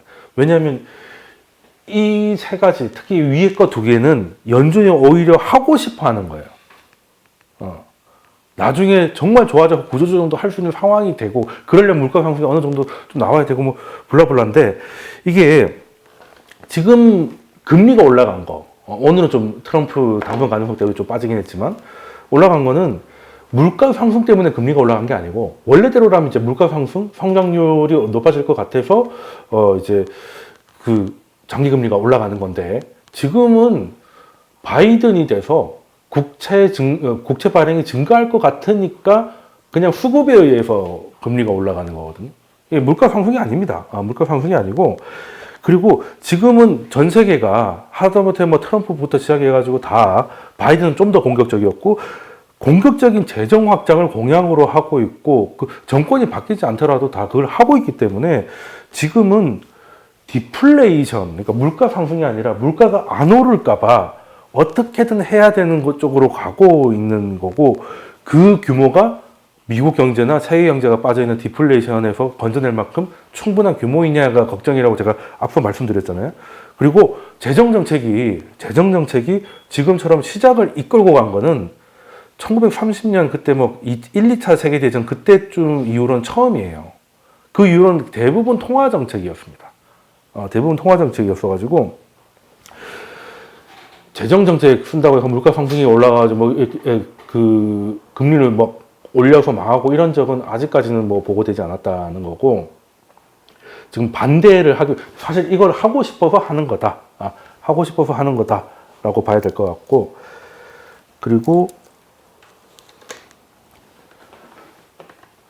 만약에 진짜 물가 상승이 재정 정책을 쓰면 물가 자극이 있으니까 실제로 좀 그게 오면 연준이 다시 금리를 낮출 거예요. 그러니까 물가 상승이 와서 금리 인상을 해서 붕괴되잖아요. 그러면 다시 금리 낮추면 됩니다. 예. 그러니까 한 번 무너진다고 해서 손을 못 쓸 거라고 생각하시는 것 같다는 거죠. 그건 아니라고 보고요. 그리고 지금은 물가 상승을 걱정하지 말고 물가 상승이 나오고 있다는 걸 좋은 뉴스로 받아들여야 돼요. 지금 전 세계가 그렇게 가고 있으니까. 가고 있고, 그걸 하기 위해서 지금 연준이 조금 이따 설명드리겠지만 지금까지 원칙을 다 바꾸고 있는 상황이거든요. 잠깐 끊어져가지고 다시 이어가면, 일단 사실 이 부채에 대한 이야기가 이번 뭐 이렇게 칼럼은 뭐 고사하고 뭐 레이 달리오부터 시작해가지고 다 경고가 나오긴 하는데, 물론 이 부채를 줄일 때는 고통이 좀 많았어요. 그러니까 디레버리징이라고 하잖아요.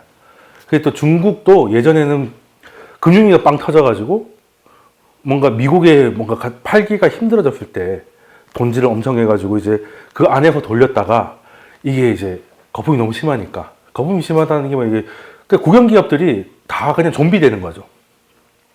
그러니까 철이 필요하지 않는데 뭐 그 제철소를 만들고 배가 필요하지 않는데 조선소를 계속 만들다 보니까 그 만드는 것 자체가 목적이었던 거지. 근데 만들 때는 좋았죠. GDP가 잘 나오니까. 중국은 웃긴 게 몇 프로 성장해야 하면 성장하잖아요. 그게 어떻게 가능해라는데 그때는 그렇게 했어. 그냥 미분양 아파트 짓고 그냥 다리 짓고 그냥 제철소 짓고 하면 됐어. 그냥 할 때는 좋았는데 그때 우리도 옆에 가가지고 돈 많이 벌었잖아요. 근데 이제 만들었으니까 써야 될 거 아니겠습니까? 그러면 이제 용광로도 돌리고 배를 만들었더니 뭐 너도 나도 쓸데없는 배들이 막 쏟아지니까 가격이 떨어져서 얘들이 뭐 그냥 월급 주고 나면 아무것도 남지도 않는 사실상 이거 장사를 접는 게 맞는 그런 기업들이 이제 쏟아지니까 중국에서 또 이거 계속 안고 가면 고름은 내 살이 아니다 이거 이제 짜야 된다 라고 해서 이제 좀 짜기 시작했는데 그게 이제 디레버리징인데 그 결정적인 사유가 유럽까지 2011년에 날아가잖아요. 그럼 미국도 아직 예전 같지 않고 유럽도 날아갔으니 예전처럼 만들어 가지고는 진짜 뭐 똥값밖에 안 되겠다 라고 해서 좀 줄여 나가요. 그러니까 우리나라 그때부터 들어눕습니다. 중국 때문에 되게 좋았다가 2009년부터 일일이 하다가 이제 비빌 언덕이었다 보니까 그래서 그나마 중국이 시장은 크니까 거기서 이제 화장품 같은 게 유행을 해가지고 그때 잠깐 이제 뭐 아모르 퍼시픽이 뭐 지금 하이닉스를 제끼고 뭐 시총 2위도 됐던 뭐 그런 적이 있었는데 아무튼 이런 사연들이 계속되니까 이게 부채는 뭐 계속 많고 코로나 이전에 부채는 부채 같지도 않고 뭐 그런 거잖아요. 계속되다 보니까 이거 뭐 진짜 부채가 뭐 문제가 되느냐? 아까처럼 디레버리징 할 때는 성장률이 좀 떨어지는 그 정도 수준이지 지금 부채가 원인이라서 문제가 됐던 게 서브프라임이 부채였나? 그건 부실 아닌가요? 그냥 빚이 많아서 망한 게 아니에요. 근데 빚이 있었는데 그 빚이 굉장히 그 위험한 건데 위험하지 않은 걸로 많이 섞여 있었던 게 문제였잖아요. 그러니까 사실 부채 문제는 그렇게 치명적인 크라이시스를 가져온 적은 없는 것 같은데 제 기억에는. 근데 오히려 뭐 다른 것 때문에 걱정했던 것 같은데 뭐가 문제였냐라고 보면 사실 그 금융위기는 연준이나 중앙은행이 정책 실패로 많이 왔어요. 정책 실패로 많이 왔는데 그걸 좀 설명하기 전에 이런 게 오히려 더 타당하고 국내 언론에서 많이 얘기가 됩니다. 실제 저희 여기 직원 중에 하나가 오랜만에 만나가지고 밥을 한 끼 먹으며 하는 말이 아파트를 팔았대요. 밥 먹다가 뭘 팔아요? 그래가지고 그러니까 아파트 팔았대. 이미 그거 한 2달 됐대요. 되게 오랜만에 뵈가지고. 그러니까 저희 팀이 아니고 이제 노무팀의 팀장인데 오랜만에 만나가지고 팔았어요.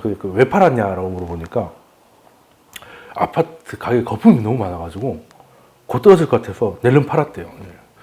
환갑 때까지 후회할 일을 하셨다고 뭐 제가 얘기를 했더니 눈이 동그래지시던데 혹시 쇼킹 부동산이나 라이트하우스 이런 거 보시냐라고 했더니 그것도 뭔지는 잘 모르시던데 맨날 그 김현미 장관이 보는 유튜브 있지 않습니까? 부동산 빠진다는 거. 좀 아무튼 뭐 부동산은 좀 그런데 이번에 전세난도 임대차 3법이 아니라 뭐 저금리 때문에 그랬다고 하던데요. 그 김현미 장관이 또 미국은 지금 그 월세 빠지고 있거든요. 미국은 제로금리잖아요. 우리는 저금리고. 그랬더니 거기는 주가가 버블이다라는데 그런 식으로 치면 상승률로 치면 우리나라도 만만치 않아요. 나스닥이 37%까지 최대 갔는데 코스닥도 그 정도 갔어요. 아무튼 국민의힘이 그 뭔가를 잘 몰라가지고 말도 안 되는 소리를 못 받아쳐가지고 그냥 넘어가 버렸습니다. 그러니까 둘 다 병신인 건 알아줘야 된다. 아유, 보고 있자니 참 한쪽이 개소리를 하는데 한쪽이 그걸 또 수긍을 하고 앉아있네. 아유, 참 아무튼 그렇습니다. 근데 그 IMF에서 이번에 이제 각 나라들한테 이제 권고안을 줘요. 그러니까 IMF가 하는 게 뭐냐면 우리는 IMF는 이제 솔직히 좋은 기업은 아닌데 이제 IMF가 이제 연구를 한 거죠. 금융위기 이후로 자기들이 뭐 공고를 했는데 와서 보니까 이제 그게 좀 아니었던가 있으면 다시 이제 새로운 안을 주는데 이번에는 또 뭘 했냐면 금융위기가 터지고 나가지고 그때 중앙은행들이 선진국들은 이제 기초통화국들은 양적 완화를 하고 그게 아닌 국가들도 뭐 중국을 중심으로 해서 재정 정책을 열심히 폈죠. 그러고 유럽에서도 문제 터지고 하니까 그때는 OECD나 G20 이런 데가 모여가지고 맨날 뭐 했냐면 재정을 건전화하자. 재정을 건전화하자. 우리 또 서브프라임 터진다. 그러니까 그때는 만나서 하는 게 아껴 쓰자였어요. 아껴 쓰자. 긴축하자. 그리고 중앙은행들도 틈만 나면 경기 좀 살아나는 것 같으면 빨리 이 제로 금리를 탈출해가지고 빨리 정상으로 가야 돼. 마음이 급했다는 거죠. 그리고 IMF도 그때는 좀 빨리 정상화 시켜라. 아니 재정정책으로 통화정책이 힘들다고 해서 재정정책 썼더니 유럽 봐라 박살났지 않았냐. 그냥 빨리빨리 긴축을 좀 해서 빨리 정상화를 시켜 라고 해서 그렇게 많이 따랐어요. 이게 그냥 하는 서류가 아닙니다. 이게 그 우리나라 정부도 이런 공고안을 많이 받아들이고 그리고 뭔가 연구 용역 같은 거 맡길 때 이런 게 엄청나게 인용되기 때문에 무시할 수 없는 거거든요. 근데 IMF가 지고 와서 보니까 금융위기 이후로 어떻게든 뭐 돌아온 것 같은데 뭐 부작용이 되게 심하잖아요. 대표적인 부작용이 일단은 저물가 저성장이 고착화됐고 그런데 자산시장만 떠가지고 양극화는 완전 극단으로 가 있고 뭔가 좀 문제가 있는 것 같다라고 해서 뭐가 문제였지 하고 리마인드를 계속 하다 보니까 그거였다는 거죠. 경제 기반이 그러니까 완전히 돌아오기 전에 마음이 급해가지고 빨리 금리를 올리거나 아니면 재정을 긴축으로 돌리거나 했더니 자꾸 꺼진다는 거예요. 그러니까 확실히 되기 전에 좀 될 것 같으면 그 싹을 자른다는 거지. 그래서 이번에는 딱 정확하게 거꾸로 얘기합니다. 재정 균형을 맞추기 위해서 정부 지출을 줄이거나 세금을 늘리는 건 안 하는 게 좋다. 이건 누가 봐도 확실히 됐으면 그러니까 비행기 올라가서 성층권에 올라가서 이제 안정화됐다 하면 그때 안전벨트 등이 꺼지잖아요. 이제 화장실 가셔도 됩니다 하는 거잖아요. 근데 이제 이륙하자마자 막 이제부터 가도 된다고 해버리니까 사람들이 가다가 쓰러지고 음료수 없고 난리가 났다는 거죠. 그래서 이제는 확실하게 경제 기반이 충분하고 튼튼하게 추세적으로 회복된 다음에 그때서야 그냥 정상화하는 게 맞고 그리고 정상화라는 개념도 약간 바꿔서 얘기했어요. 지속 가능한 부채 환경을 만들어라는 이게 무슨 말이에요? 그러니까 우리가 정상화라면 지금은 코로나 위기 때문에 급하니까 돈을 왕창 풀어가지고 이렇게 한 다음에 경제가 살아나면 이 돈을 걷어가지고 정상화시키는 게 그냥 우리가 흔히 드는 생각이죠. 근데 IMF는 무슨 얘기냐면 경제를 크게 살려가지고 계속 빚을 내도 괜찮을 상황으로 만들어라는 거예요. 이거는 뭐 앞뒤말이 굉장히 다르다는 거 느낌 오시나요? 그러니까 계속 빚 내라는 거예요. 경제를 살려서 빚을 더 내도 상관없을 수준으로 계속 올려라는 거예요. 그러면 결론은 뭐겠습니까? 앞으로는 뭐 누가 됐던 간에 재정부채는 더 늘어날 건데 그러면 앞에 보여드렸던 걱정 같은 거는 더 커지겠지만 사실 저는 좀 패러다임을 좀 바꿔야 되지 않나 하는 생각을 좀 해요. 이번에 뭐 기재부하고 뭐 이렇게 뭐 당하고도 뭐 혹은 동학개미하고 싸움이 났던 것도 재정균형 뭐 이런 거 물론 그렇다고 해서 지금 당장 좋으라고 뭐 세금 다 깎아주고 돈은 뭐 돈대로 다 풀고 우리가 미국이냐 그건 맞는 말인데 기준은 좀 바꿔야 되지 않을까? 지금 호주 같은 경우는 양적 완화를 시행합니다. 비기축통화국에서 최초로 시도되는 거죠. 근데 이거 보면 우리나라 안보가 참 졸라 중요한 게 지금 호주가 뭘 믿고 저러겠냐는 거죠. 호주 달러는 그 위험자산입니다. 호주가 뭘로 먹고 살겠어요? 메이드 인 오스트레일리아. 뭐 아웃백 이런 거, 뭐 아웃백도 심지어 그냥 동네 이름이지 호주가 아니잖아요. 호주는 가서 공부하는데 그 워킹 홀리데이 그 접시 닦으러 가는 데잖아. 그러니까 근데 호주가 뭘 보고 지금 물론 그러니까 잘 사는 나라인데 왜 잘 사는지 잘 모르겠잖아요. 자원부국입니다. 자원부국. 그래서 우리나라 코스피가 이제 좀 안 좋아지기 시작할 때 좀 여러 가지 위험 시그널을 본다고 할 때 호주 달러를 많이 봐요. 호주의 철광석이 중국으로 수출이 많이 되거든. 근데 이제 중국이 공장을 안 돌리면 수출이 덜 될 거 아니야. 그러면 이제 호주 달러의 가치가 떨어지는 거죠. 돈을 못 버니까. 그렇게 되면 중국이 공장을 덜 돌리면 우리한테 좋을 것도 없으니까. 물론 공기는 좋지. 그러니까 주가 떨어질 거 아니에요. 미세먼지 수치하고 같이 떨어질 거 아니에요. 이렇게 주가가. 그게 뭐가 좋은지 모르겠어 진짜. 아유. 우리는 주고 나서 하나 맞고 써야 될 팔짱가 봐요. 그런 호주가 뭘 보고 이렇게 요즘 호주가 중국하고 졸라게 싸웁니다. 중국도 호주를 엄청나게 까요. 이게 호주는 지금 미국에 딱 달라붙었죠 이제. 노선 확실하게 했습니다. 쿼드라고 아시죠? 다이아몬드로 이제 해가지고 중국을 이제 하겠다는 거고, 쿼드 플러스에 뭐 한국이 들어올래 말래 하는데 한국은 졸라게 가만히 있겠다라고 얘기하고 있죠. 왜냐하면 불러주셔서 영광입니다라고 하면 중국이 뒤통수를 칠 거고, 저는 그런 거 안 할 거예요 하면 미국이 왕따를 시킬 거니까 그냥 매크로 답변하고 있는 거죠. 그냥 너 올 거야 라고 하면 지금은 부재 중이니 메시지를 남겨주십시오. 이거잖아요. 그렇잖아요.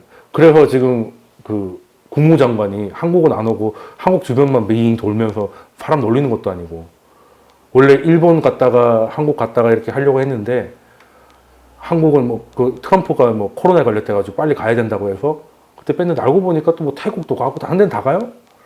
우리만 싹 빼놓고 약간 이렇게 압박 주는 것 같아요. 사실 바이든 당선되면 이제 이런 것도 좀 고민이긴 하죠. 뭐 트럼프야 뭐 하던 대로 하면 될 것 같은데, 트럼프는 중국하고 다이다이를 깨잖아요. 그냥 관세 먹어라 뭐 이런 식으로 해가지고 다이다이를 깨는데, 바이든 민주당은 그런 식으로 하지 않고 은따를 시키잖아요. 왕따를 시키잖아요. 좋게 말해서 다자주의, 동맹이라고 하잖아요. 그러면 우리는 양쪽에 다 걸쳐야 되는데, 나야 쟤야라는 상황에 가면 우리나라 외교 실력을 봐서는 양쪽에서 다 욕먹을 것 같거든요. 줄을 잘 타야 되는데 줄을 못 타가지고 어느 쪽에서도 다 욕을 먹는 최악의 상황이 벌어질 것 같아요. 예전에 뭐 사드 때도 그랬던 것 같고. 근데 모르겠습니다. 뭐 트럼프가 북한 문제는 좋을 거라고 하는데, 트럼프가 뭐 김정은하고 만나는 좋지만 만나서 한 게 뭐가 있어요? 오히려 모욕감을 주지 않았나? 그냥 가버려 갖고. 바이든은 아예 만나주지도 않았을 거고. 아무튼 뭐 그렇긴 한데, 이 호주가 이렇게 하는 데는 만약에 자금 유치, 그러니까 우리나라 같은 나라가 왜 양적 완화나 제로 금리를 못 하겠어요? 환율 폭등하고 외국인 자금 빠져나가면 답이 없으니까 그게 겁이 나서 못 하는 거잖아요. 신용등급 떨어지고 할까봐. 그래서 이 상황에서도 뭐 주니 안 주니 뭐 막 싸우는, 우리 국민하고도 싸우는 거잖아요. 근데 호주는 그게 되는 거지. 왜? 문제가 생기면 미국에서 달러를 직주입해 주기로 했으니까. 그러면, 그래서 호주는 중국하고 까고 미국하고 딱 붙어서 준기축통화 이상의 지위를 가져가려고 하는 것 같아요. 자기들 또 소비시장밖에 없고, 이제 언제까지 자원만 팔아가지고는 답이 없으니, 그냥 그 미국처럼 까진 안 되더라도, 아니 자기들도 서구라고 생각하는데 유로화도 기축통화에 미국은 당연히 기축통화고 자기는 아니잖아. 그래서 미국의 힘을 확실히 해서 좀 가져가려 하는 전략을 가져가고 있는 것 같아요. 그래서 조금 과할 정도로 총리가 막 중국을 까기 시작하고 그런 거고, 또 중국은 또 가만 안 있죠. 또 난리 났습니다. 뭐 그런 건데, 잠깐 얘기가 좀 옆으로 샜는데, 뭐 그런 것도 좀 사실 부럽긴 합니다. 저는 굳이 선택하라면 그래도 미국이어야 하지 않을까 하는 생각은 좀 해요. 근데 이제 앞으로는 좀 양분화 되겠죠. 지금까지는 미국이 너무 이제 일괄이었다면 이제 중국의 지분도 상당하고 거기에 대한 인정도 분명히 필요한데, 지금 당장은 그래도 미국이어야 되지 않을까 하는 생각을 좀 하고 있고, 오히려 액션을 하고 있는 호주 이런 데를 보면 생각이 많이 듭니다. 우리도 차라리 그 언제까지 사람을 갈아 넣어서 수출만 할 건가?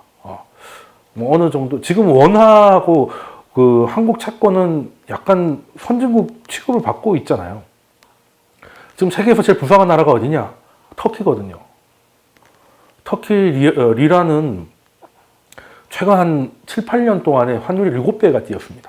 우리로 치면 뭐 한 2008년, 2010년에 한 1,000 얼마 하던 환율이 지금 7, 8천 원 한다는 얘기예요. 심지어 거기 전쟁도 났죠. 어떻게 살아요, 거기? 환율이 지금 8배 뛴다고 생각해봐요. 물가가 몇 배로 뛰겠습니까? 그 물가가 미친 듯이 오르는데 금리 인하하면 그나마 있는 돈 다 빠져나가겠지. 그것도 금리를 올리면 이거는 자기 목 자기가 쪼르는 거고. 그러니까 뭐 그냥 거기는 진짜 기도밖에 할 게 없는 상황이 되거든요. 그 미국하고 이렇게 척을 진다는 게 좀 무서운 것 같아요. 물론 터키가 미국하고 척져서 꼭 그렇다기보다는 근데 그 영향이 상당히 크긴 하거든요. 크긴 해서 우리도 뭐 그런 정무적 판단도 좀 있으면 좋겠는데 모르겠네요. 자, 아무튼 자, 원래대로 돌아가면 사실 2000년 이후의 경제 위기를 다 되돌아보면 부채가 문제가 돼가지고 이렇게 터진 게 아니라 정책 실패였습니다. 정책 실패. 그러니까 외부 요인이 예전에는 뭐 오일 쇼크라든가 뭐 전쟁이라든가 그러니까 뭐 정부나 중앙은행이 할 수 없는 그 약간 외부 요소 때문에 이제 충격이 왔다면 2000년 이후에 그 크라이시스는 대부분이 정책 실패고 그 정책 실패 중에서 어떤 실수를 했느냐. 금리를 그만 올려야 되는데 계속 올렸다.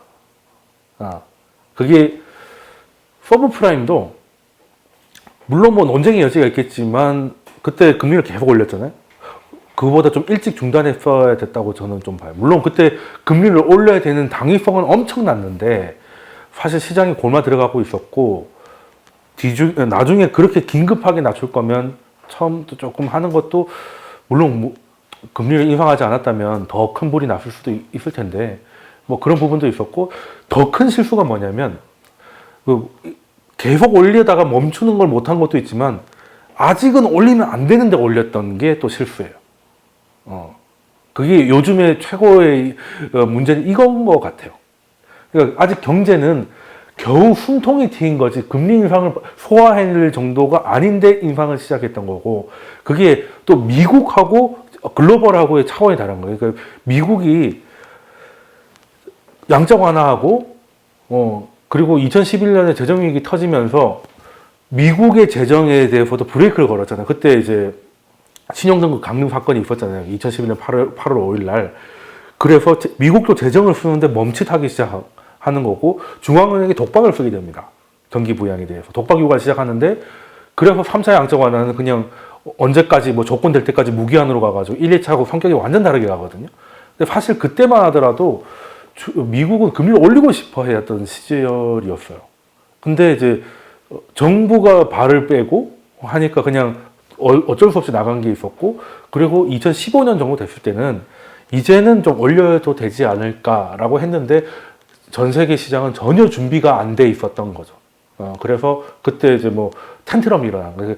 버냉키 말 한마디 때문에 시장이 좋아지면 금리 인상할 수도 있다. 이 상식적인 말에 시장이 난리가 한번 났던 적이 있어가지고 미국이 아직 아닌가 해서 미루다 2015년 말에 2016년 말에 한 번 뭐 이런 식으로 찔끔찔끔 올라가기 시작하는 건데 사실 그것도 부담스러웠던 거죠. 그러다가 2018년에 4번을 올리게 되는데 그 4번째가 저는 실수였다고 보는 거죠. 그럴 상황이 아니었다라고 보는 겁니다. 그리고 미국만 놓고 보면 될지 모르겠지만 글로벌한 상황에서는 그래서 지금 나스닥 중심으로 간 이유는 너무나 당연한 거예요. 매크로적으로 보면 미국만 금리 인상이 그나마 카드로 만질 수 있었던 경제 상황이었던 거고 그리고 유럽은 마이너스 금리로 가버렸고 그러면 같은 기축통화인 유로와 달러에서 미국의 금리가 독일의 금리보다 높으니까 당연히 자금이 그쪽으로 가게 될 수 있는 환경이 만들어졌죠. 그래서 달러 강세가 일어나죠. 그러면 달러 강세 때문에 달러 강세가 되면 달러 자산도 강할 수 있는 압력이 생기는 거잖아요. 그리고 미시적으로도 트럼프가 당선되고 뭐 블라블라가 되면서 또 2016년에 브렉시트가 나오면서 돈이 한 번 더 뿌려지죠. 그러니까 2016년에 브렉시트 결정은 났지만 그 충격을 막기 위해서 돈을 즉시 뿌려졌지만 브렉시트가 아직 실행도 되지 않았잖아요. 4년이 지났는데. 트럼프 당선보다 더 먼저 결정한 게 브렉시트였어요. 그죠? 근데 트럼프가 지금 재선까지 할 마당에 브렉시트는 아직도 협상 중입니다. 근데 그때 풀었던 돈들은 계속 시장이 돌고 있어요. 그러니까 이 상황에서 미국은 또 트럼프가 당선되니까 뭐 세금도 깎아주고 하니까 빅테크주가 막 더 성장을 하고, 그리고 미국의 입장에서 금리를 조금 높여야 되는데 글로벌 상황 때문에 못 가고 있으니까 성장주가 훨씬 유리한 환경이 계속 노출되는 거죠. 그럼 나스닥이 다른 지수보다 더 아웃퍼폼하는 건 상식인 거고, 그걸 보고 따라 붙는 세력들이 붙으니까 지금도 그 주중에 하나가 서학개미 그런 거잖아요. 그러면 계속 미국이 갔던 12년간의 나스닥 중심의 상승은 사실 뭐 그랬던 것 같아요. 근데 이번에 바이든 때문에 방향이 바뀔 건지 아니면 트럼프 때문에 4년 더 연장을 할지, 연장에 대한 기대감 때문에 너무 오버를 했다가 지금 그 고밸류를 뭐 어떻게 시장이 받아들일지는 뭐 모르겠습니다만 뭐 그런 상황이 이어지고 있는 것 같아요. 그래서 지금은 그 연준도 IMF도 금융위기 때 했던 거가 아니었던 것 같아서 지금 권고안을 다시 냈다고 했잖아요. 그럼 연준도 고민을 많이 했을 거 아니겠습니까? 이 금리 올리고 이렇게 했던 나름대로의 로직과 원칙, 준칙이 있을 건데 이게 잘 작동을 하지 않는다. 주가만 돌아왔지 경제가 돌아왔다 보기 어렵다. 부작용이 많다. 는 건데, 그럼 연준은 뭘로 지금까지 금리를 인상하고, 그러니까 자기들끼리 모여가지고 그날 기분에 따라서 하진 않았을 거 아니에요. 나름대로의 뭔가 원칙 같은 게 있고, 그거에 대해서 이제 버즈가 일어난 다음에 FOMC를 통해서 이제 그게 공개가 되는 건데, 지금까지 원칙은 뭐였냐면, 그러니까 물가 상승이 너무 세지면 이제 그걸 제어해야 되는 게 중앙은행의 목표잖아요. 인플레이션 방어잖아요. 근데 물가라는 게 여러 개가 있습니다. 뭐 지금 이제 한때 우리가 장마가 길었고 태풍이 막 세 개가 연달아서 오고 하면서 뭐 애호박 하나가 한 4,000원이 돼가지고 칼국수집에서 애호박이 안 나오고 뭐 이런 일들이 벌어졌습니다. 근데 애호박이 지금 이마트 쑥대기에 두 개에 1,100원에 팔리는 해서 고점 대비 8분의 1 토막이 나는 놀라운 일이 벌어졌거든요. 이게 뭐냐면, 이게 사실 비트코인 저리 가라지. 이게 고점 대비 개당 4,000에서 개당 500원까지 떨어졌으니까. 근데 이거는 구조적이라고 보기 어렵다는 거지. 그죠? 이거는 물가가 상승했다가 이제 완화가 된 거예요. 근데 물가 상승 중에 제일 진성의 물가 상승이 있습니다. 그게 뭐냐면 인건비죠. 인건비는 한 번 올라가면 잘 안 내려와요. 심지어 최저임금 같은 경우는 법으로 정해놨기 때문에 뒤로 가진 않죠. 지금 우리도 동결에서 동결했지 뒤로 빠지진 않잖아요. 그러면 연준이 생각하는 거예요. 그래, 뭐 물가는 오르락내리락 할 수도 있는데 고용시장이 너무 좋아가지고 실업자가 쉽게 말해서 없으면, 그러니까 실업자가 되게 많이 있으면 경제가 좋아지면 실업자들이 이제 취업을 하는 거죠. 그러면 인건비 자체는 크게 안 바뀝니다. 그냥 새로운 일자리가 생겨서 놀던 사람들이 일자리를 채우면 되니까. 근데 어느 순간 노는 사람은 거의 없고 일자리가 늘어나면 월급 200 받던 사람은 250 준다고 꽂아서 데리고 와야 되잖아요. 그럼 인건비가 상승할 거란 말이죠. 그럼 인건비가 상승하면 이 사람들이 같은 일을 하는데 돈을 더 받으니까 소비를 더 많이 하게 되고, 이 말은 수요가 늘어나니까 물가가 올라갈 거냐. 그렇게 되는 거잖아요. 그래서 완전 고용이라고 이제 선을 나름대로 그어놨어요. 아무리 뭐 지금은 예전에는 5%라고 했는데 지금보다 좀 낮춰긴 해야겠죠. 그러니까 경기가 좋아도 어느 정도 실업자는 있습니다. 왜? 더 좋은 회사를 가기 위해서 한두 달 놀 수도 있는 거잖아요. 그리고 타고난 팔자가 한량들이 있습니다. 아무리 한다고 해도 놀아야 되는 사람들이 있어요. 뭐 기생오랍이나 뭐 이런 애들 있잖아요. 그런 사람들이 있기 때문에 나름대로의 연준에서는 이 정도면, 실업률이 이 정도로 떨어지면 완전 고용이야, 이제부터는 인건비가 많이 오를 거야 라고 생각해서 실업률이 내려오다가 그 근처에 가면 이제 금리를 선제적으로 올립니다. 선제적으로 올려가지고, 그럼 기업들이 약간 움찔하면서 이제 고용이나 이런 것들 멈추면서 이제 확 올라가는 걸 좀 스무스하게 올라가게 하자. 지금까지 연준이 했던 방식이 사실 이거예요. 졸라 간단한 거죠. 근데 이렇게 했더니, 근데 요즘 들어서 뭐가 문제냐면, 예전에 옐런 의장도 그런 얘기를 했어요. 아니, 실업률이 이렇게 바닥이네. 3.7, 막 코로나 예전에 이랬거든요. 예전에는 5%만 해도 완전 고용이라고 했는데, 이제는 4%도 안 된 지가 한참 됐는데, 물가가 안 올라요. 임금이 안 올라. 그러니까 왜 그러냐고 했더니, 옐런 의장이 나도 모르겠다. 누구 좀 알려달라고 실제로 그런 얘기를 합니다. 그러니까 연준이 그때부터 약간 당황을 한 거예요. 원래대로라면은 우리가 상식적으로 얘기하면 일자리가 늘어나면 사람 뭐지? 뭐 이렇게 되는데 이게 뭐가 문제였냐면 이제 뭐 여러 가지 사회 변화가 있겠지만 그 예전 형태의 좋은 일자리가 별로 없다는 거. 그러니까 미국이 다 서비스업이다 보니까 서비스업은 뭐 특별히 뭐 그게 아니면 임금을 올려서 이직하기가 쉽지 않잖아요. 예. 차라리 있는 사람한테 조금 더 주기는 하더라도 잔업을 시켜가지고. 근데 이제 뭐 강성 노조가 있는 데야 뭐 이렇게 파업도 하고 하는데 서비스업이 그 이제 쉽지가 않은 부분도 있고, 그리고 요즘에 그러니까 이게 만들어진 옛날의 미국하고 지금의 미국하고 고용 구조가 많이 바뀌었겠죠. 그래서 이제 요걸 포기합니다. 여러 가지 고민이 많았을 거예요. 그러니까 이게 그러면 새로운 거, 이제부터는 기분대로가 아니고 뭘로 해야 되겠느냐라는 건데, 그래서 이제 이거를 우리가 흔히 하는 말로 왜 시장을 예측하지 말고 대응하자라는 말을 하잖아요. 연준도 그렇게 하면, 그러니까 완전 고용으로 실업률이 떨어지면 물가가 오를 거니까 이거를 예측하고 금리를 올렸던 거죠. 근데 이게 안 오르고 시장만 박살나니까. 그러니 금리를 올려서 물가는 꺾이고 성장도 꺾이고, 그러니까 계속 저금리 상태. 성장도 계속 저성장하니까 물가가 진성이, 물가도 안 올라. 그러면 이제부터는 사전에 하지 말고 사후에 하자. 이렇게 생각 바꾸는데 십몇 년이 걸렸다는 거, 이 간단한 거를. 근데 그게 이렇게 얘기하니까 쉬운 거지. 이게 그럼 바꾸면 어떻게 바꾸냐? 예전에는 물가라는 걸 잡기 위해서 고용시장을 관찰했다는 거잖아요. 근데 이제는 뒤집은 거죠.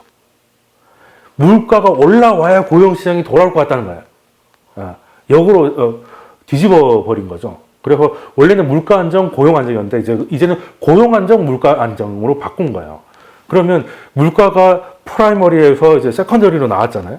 그럼 이제 물가를 잡기 위해서 사전 움직이지 말고 물가가 많이 올라와서 실제로 우리한테 위험이 되면 그때 금리를 올려도 되겠다. 라는 거예요. 그래서 이번에 지난 8월에 나왔던 게 평균 물가 목표제거든요. 평균 물가 목표제라는 건 사실 따지고 보면 연준이 금융위기 이후로 그냥 지금까지 룰을 다 바꾼 거나 다름없어요. 다 바꾼 거나 다름이 없고, 그리고 이게 실수가 계속 나오는 게 예전 방식으로 했더니 늘 그 실업률이 완전 고용 밑에 있으니까 늘 원래대로 방식은 금리 인상이에요. 그래서 해봤더니 작살나고. 그랬더니 매번 실수가 일어나니까 이건 안 되겠다라고 해서 바꾼 게 사전에서 사후로 된 거고, 그냥 실업률이 물가 상승의 예측성을 잃어버렸다면 그냥 물가 자체를 보고 가자. 그래서 그럼 평균 물가, 예전에는 물가가 이 정도 올라가면 올리는 거였는데 이제는 평균 물가를 해서, 근데 평균이 3년 평균인지 1년 평균인지 5년 평균인지 심지어 과거 2년과 앞으로 2년 전망치를 평균한 건지 이거는 얘기를 안 하고 있어요. 왜? 예전에는 그래도 그 레시피를 다 알려주면 연준이 이수나 마나가 되잖아. 그러니까 이것만큼은 재량으로 남겨둔 거야. 왜? 그리고 이거를 그냥 친절하게, 자, 2년 동안 평균 해가지고 1.몇% 이상 올라가면 금리 올릴 거야 라고 공표를 해가지고 이대로 갑니다 라고 하면 앞에서 부작용이 또 나올 수 있어요. 왜냐하면 그 정도 물가가 올라가면 고용시장이 좋아질 줄 알았는데 실제로 그것도 틀려버리면 또 그때 맞춰가지고 금리를 올렸더니 고용시장이 또 작살나는 거 아니냐. 그러니까 우리가 관찰하고 대응한다고 했죠, 사후적으로. 그래서 우리가 아직 정하지 않았다. 그러니까 연준이 어떻게 보면 솔직한 거지. 연준 입장에서는. 그리고 시장한테 다 알려줄 필요도 없을 뿐더러 뭘 해야 될지 자기들도 아직은 모를 거예요. 모를 거기 때문에 이거는 앞으로 그 연준 입장에서는 이게 굉장히 큰 결정이거든요. 그러니까 룰을 바꾸는 것도 크지만 이렇게 되면 통화 정책은 하나의 그 재정 정책을 보조하는 역할로 가게 되는 겁니다. 이제 물가 상승이나 경기 부양 이런 것들의 공을 그냥 자기는 물가가 많이 올라서 경제가 실제로 그것 때문에 부담을 느낄 때까지는 아무것도 안 하고 있을게. 적어도 긴축적인 행동은 안 하고 있을게. 이 얘기를 한 거잖아요. 예전처럼 뭐 이렇게 될 거니까 예측이 사전적으로 움직이는 걸 다 제거해 버렸으니까. 그러면 이 공을 자기의 어떻게 보면 권력을 정부한테 준 거잖아요. 재정정책을 해라. 실제로 그 얘기를 하고 지금 오늘 선거 다음날 오늘 FOMC가 있는데 그 얘기 또 할 거예요. 자, 그 원인 중에 하나가 10년 동안 돈 찍어서 통화 정책을 해봤더니 부작용이 이제 가면 갈수록 약이라는 게 처음 먹었을 때 효과가 있는데 이제 부작용이 커지는 거죠. 경기 부양의 효과는 점점 약해지고, 이게 실물 시장에 도움을 주자고 금리를 낮추고 돈을 뿌렸더니 이게 실물 시장이 나쁘니까 오히려 자본시장으로 돈이 들어오죠. 이번에도 봐요. 미국에 재난지원금 $1,200씩 줬더니 그거 가지고 테슬라를 사더라라는 거죠. 테슬라 차를 사면 되는데 주식을 사더라는 거죠. 그러면 이 돈들이 그냥 실물 시장을 그냥 거쳐가지고 자본시장으로 오고 자본시장이 들썩하고 실물 경제는 안 좋으니까 실물 경제 그나마 있던 돈들도 여기로 들어온다는 거지. 그러니까 엄밀히 말하면 연준 입장에서 돈을 풀었는데 시장 두 개를 메인 스트리트에서는 오히려 긴축이 일어나고 월스트리트만 난리가 난 거예요. 지금 우리도 그렇잖아요. 차라리 주식이 답이다. 가 된 거잖아요. 그런 상황이 되니까 이건 이제는 상식처럼 받아들이지니 이제 부작용은 점점 커지고 경기 부양 효과는 거의 제로에 가까우니까 더 하기는 힘든데 문제는 그러면 저금리 안 할 거야? 그게 아니라 이제 재정정책이라고 하면 이게 뭐 그린 뉴딜이라든지 뭐 이렇게 정해가지고 어느 사업의 프로젝트에 돈을 직접 꽂을 수가 있기 때문에 이게 돈의 방향을 좀 결정할 수가 있잖아요. 재정정책은. 은행은 그게 안 되는데 은행은 이제 또 실질적으로 돈을 푸는 게 민간은행이니까 연준이 아니라 그러니까 그냥 간접적으로 기온을 높이면 다들 따뜻할 거야 뭐라고 생각을 했던 뭐 그런 거라면 재정정책은 돈을 꽂을 수 있으니까 재정정책을 해서 실물경제 쪽으로 칸막이를 해놓고 돈을 풀어라. 근데 그 돈은 재정정책을 쓰면 연준하고 다르게 정부는 정부 부채에 대한 부담이 있을 거니까 이자가 무서워요? 그러면 이자 없애드릴게. 많이 쓰세요. 라고 하는 게 재정정책을 도와주는 거죠. 지금 엄밀히 말하면 이게 재정정책과 통화정책이 좀 믹스되고 있는 거예요. 그러니까 총알은 연준이 되고 사격은 정부가 하는 거지.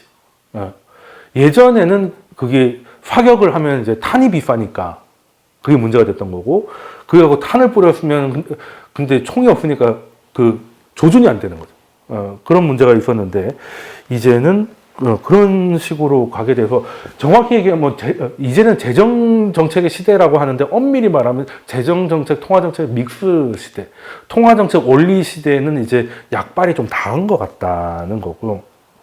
그래서 근데 연준이 좀 재밌는 게 경제가 좋아져서 더 이상 할 일이 없다 하더라도 지금만큼은 돈을 풀겠다. 지금 한 달에 $1,200씩 돈을 풀고 있거든요. 풀고 있고 그리고 표시 안 나게 슬라이드 그러니까 장기 단기 딱 맞춰가지고 삽니다. 표시 안 나게 계속 해요. 그러니까 이거를 왜 하냐면 일단은 정부 입장에서는 그래 마음 놓고 카드를 써라고 했는데 이게 이제 이자가 높아질까봐 두려우니까 이자가 안 올라갈 거라는 확신을 줘야 되잖아. 그러려면 이제 금리가 어느 정도 수준에서는 이제 제어가 되는 걸 정부가 인지를 해야 되잖아요. 그래서 지금 연준은 특히 대선 앞두고는 실질적으로 말은 못하지. 누구 정당 도와주는 말을 실수로라도 할까봐. 그래서 그냥 지금 조용히 하고 있고 그러면서도 마이너스 금리는 안 할 것처럼 이제 선을 많이 긋습니다. 그러니까 마이너스 금리는 해봐야 효용이 뭐 극단적으로 상황이 안 좋아지면 마이너스 금리도 갈 것인데 지금은 효용 대비 부작용이 크니까 재정정책에 나의 권력과 공을 줄 테니 우리는 거기서 부담 없이 쓸 수 있고 그리고 내가 변수가 되지 않도록 그러니까 경제가 좀 좋아졌다고 해서 그러니까 정부 입장에서도 연준이 옛날처럼 지금 급하니까 뭐 제로금리 유지시켜주고 막 이렇게 하는 것 같은데 경제 좀 돌아오면 예전처럼 조금만 돌아오면 또 금리 올린다 그러고 해가지고 금리 안 올려도 시장 금리 막 들썩들썩하게 하면 나 피곤한 거 아니야? 나 뒤통수 우라지게 깨지는 거 아니야? 뭐 이런 생각을 하는 거잖아요. 그거를 안 하기 위해서 지금 룰을 바꿨다고 계속 얘기를 하는 거예요. 그 룰이 이제 평균 물가 목표제가 되는 거고, 아예 공식화했잖아요. 우리 이렇게 갖고 사후적으로 간다. 사후적으로 간다는 거고, IMF나 OECD 이런 데서도 천천히 올려, 천천히.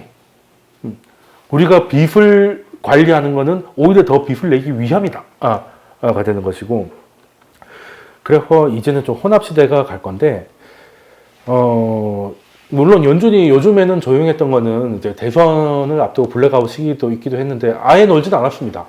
지금 원래는 좀 큰 국지로 하고 있었던 며칠 전부터 미국이 이틀 전부터인가 받는 거 좀 시작했잖아요.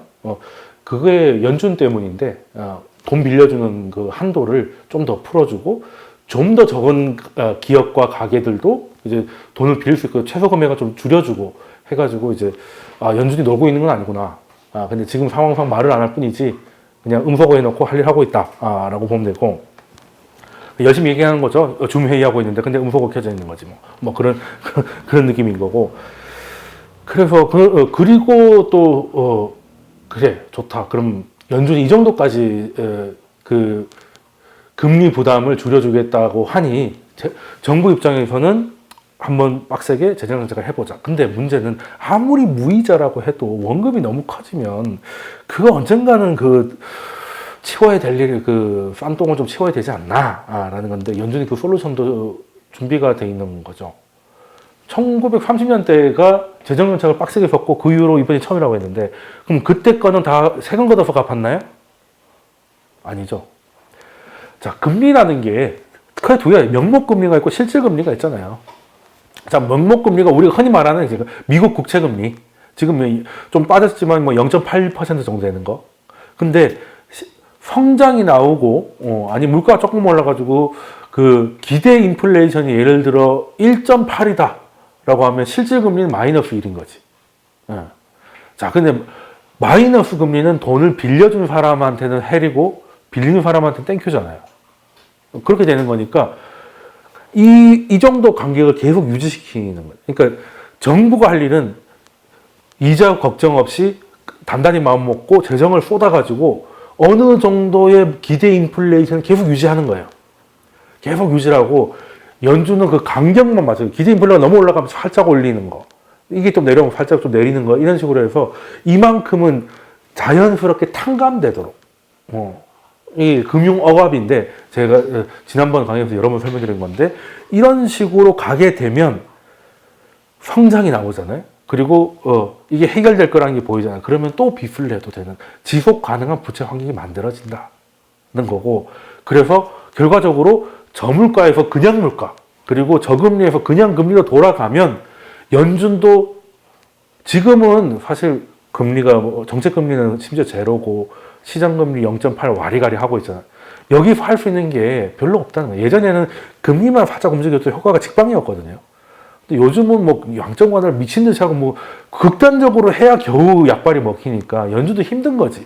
정책이 없다는 건 아닌데 정책을 가면 갈수록 센 약을 써야 되니까 그게 좀 힘들고 그리고 부작용에 대한 부담이 있으니 이런 정책을 해서 정부가 재정 정책을 잘해주고 우리가 서포트를 잘해서 경제가 정상화되면 물가도 지금보다 높아질 것이고 그리고 금리도 지금보다 높아질 것이니 사후에 또 경기 사이클에 의하던 경제 위기가 왔을 때 연준이 뭔가 할 수 있는 카드를 미리 확보하는 과정이다.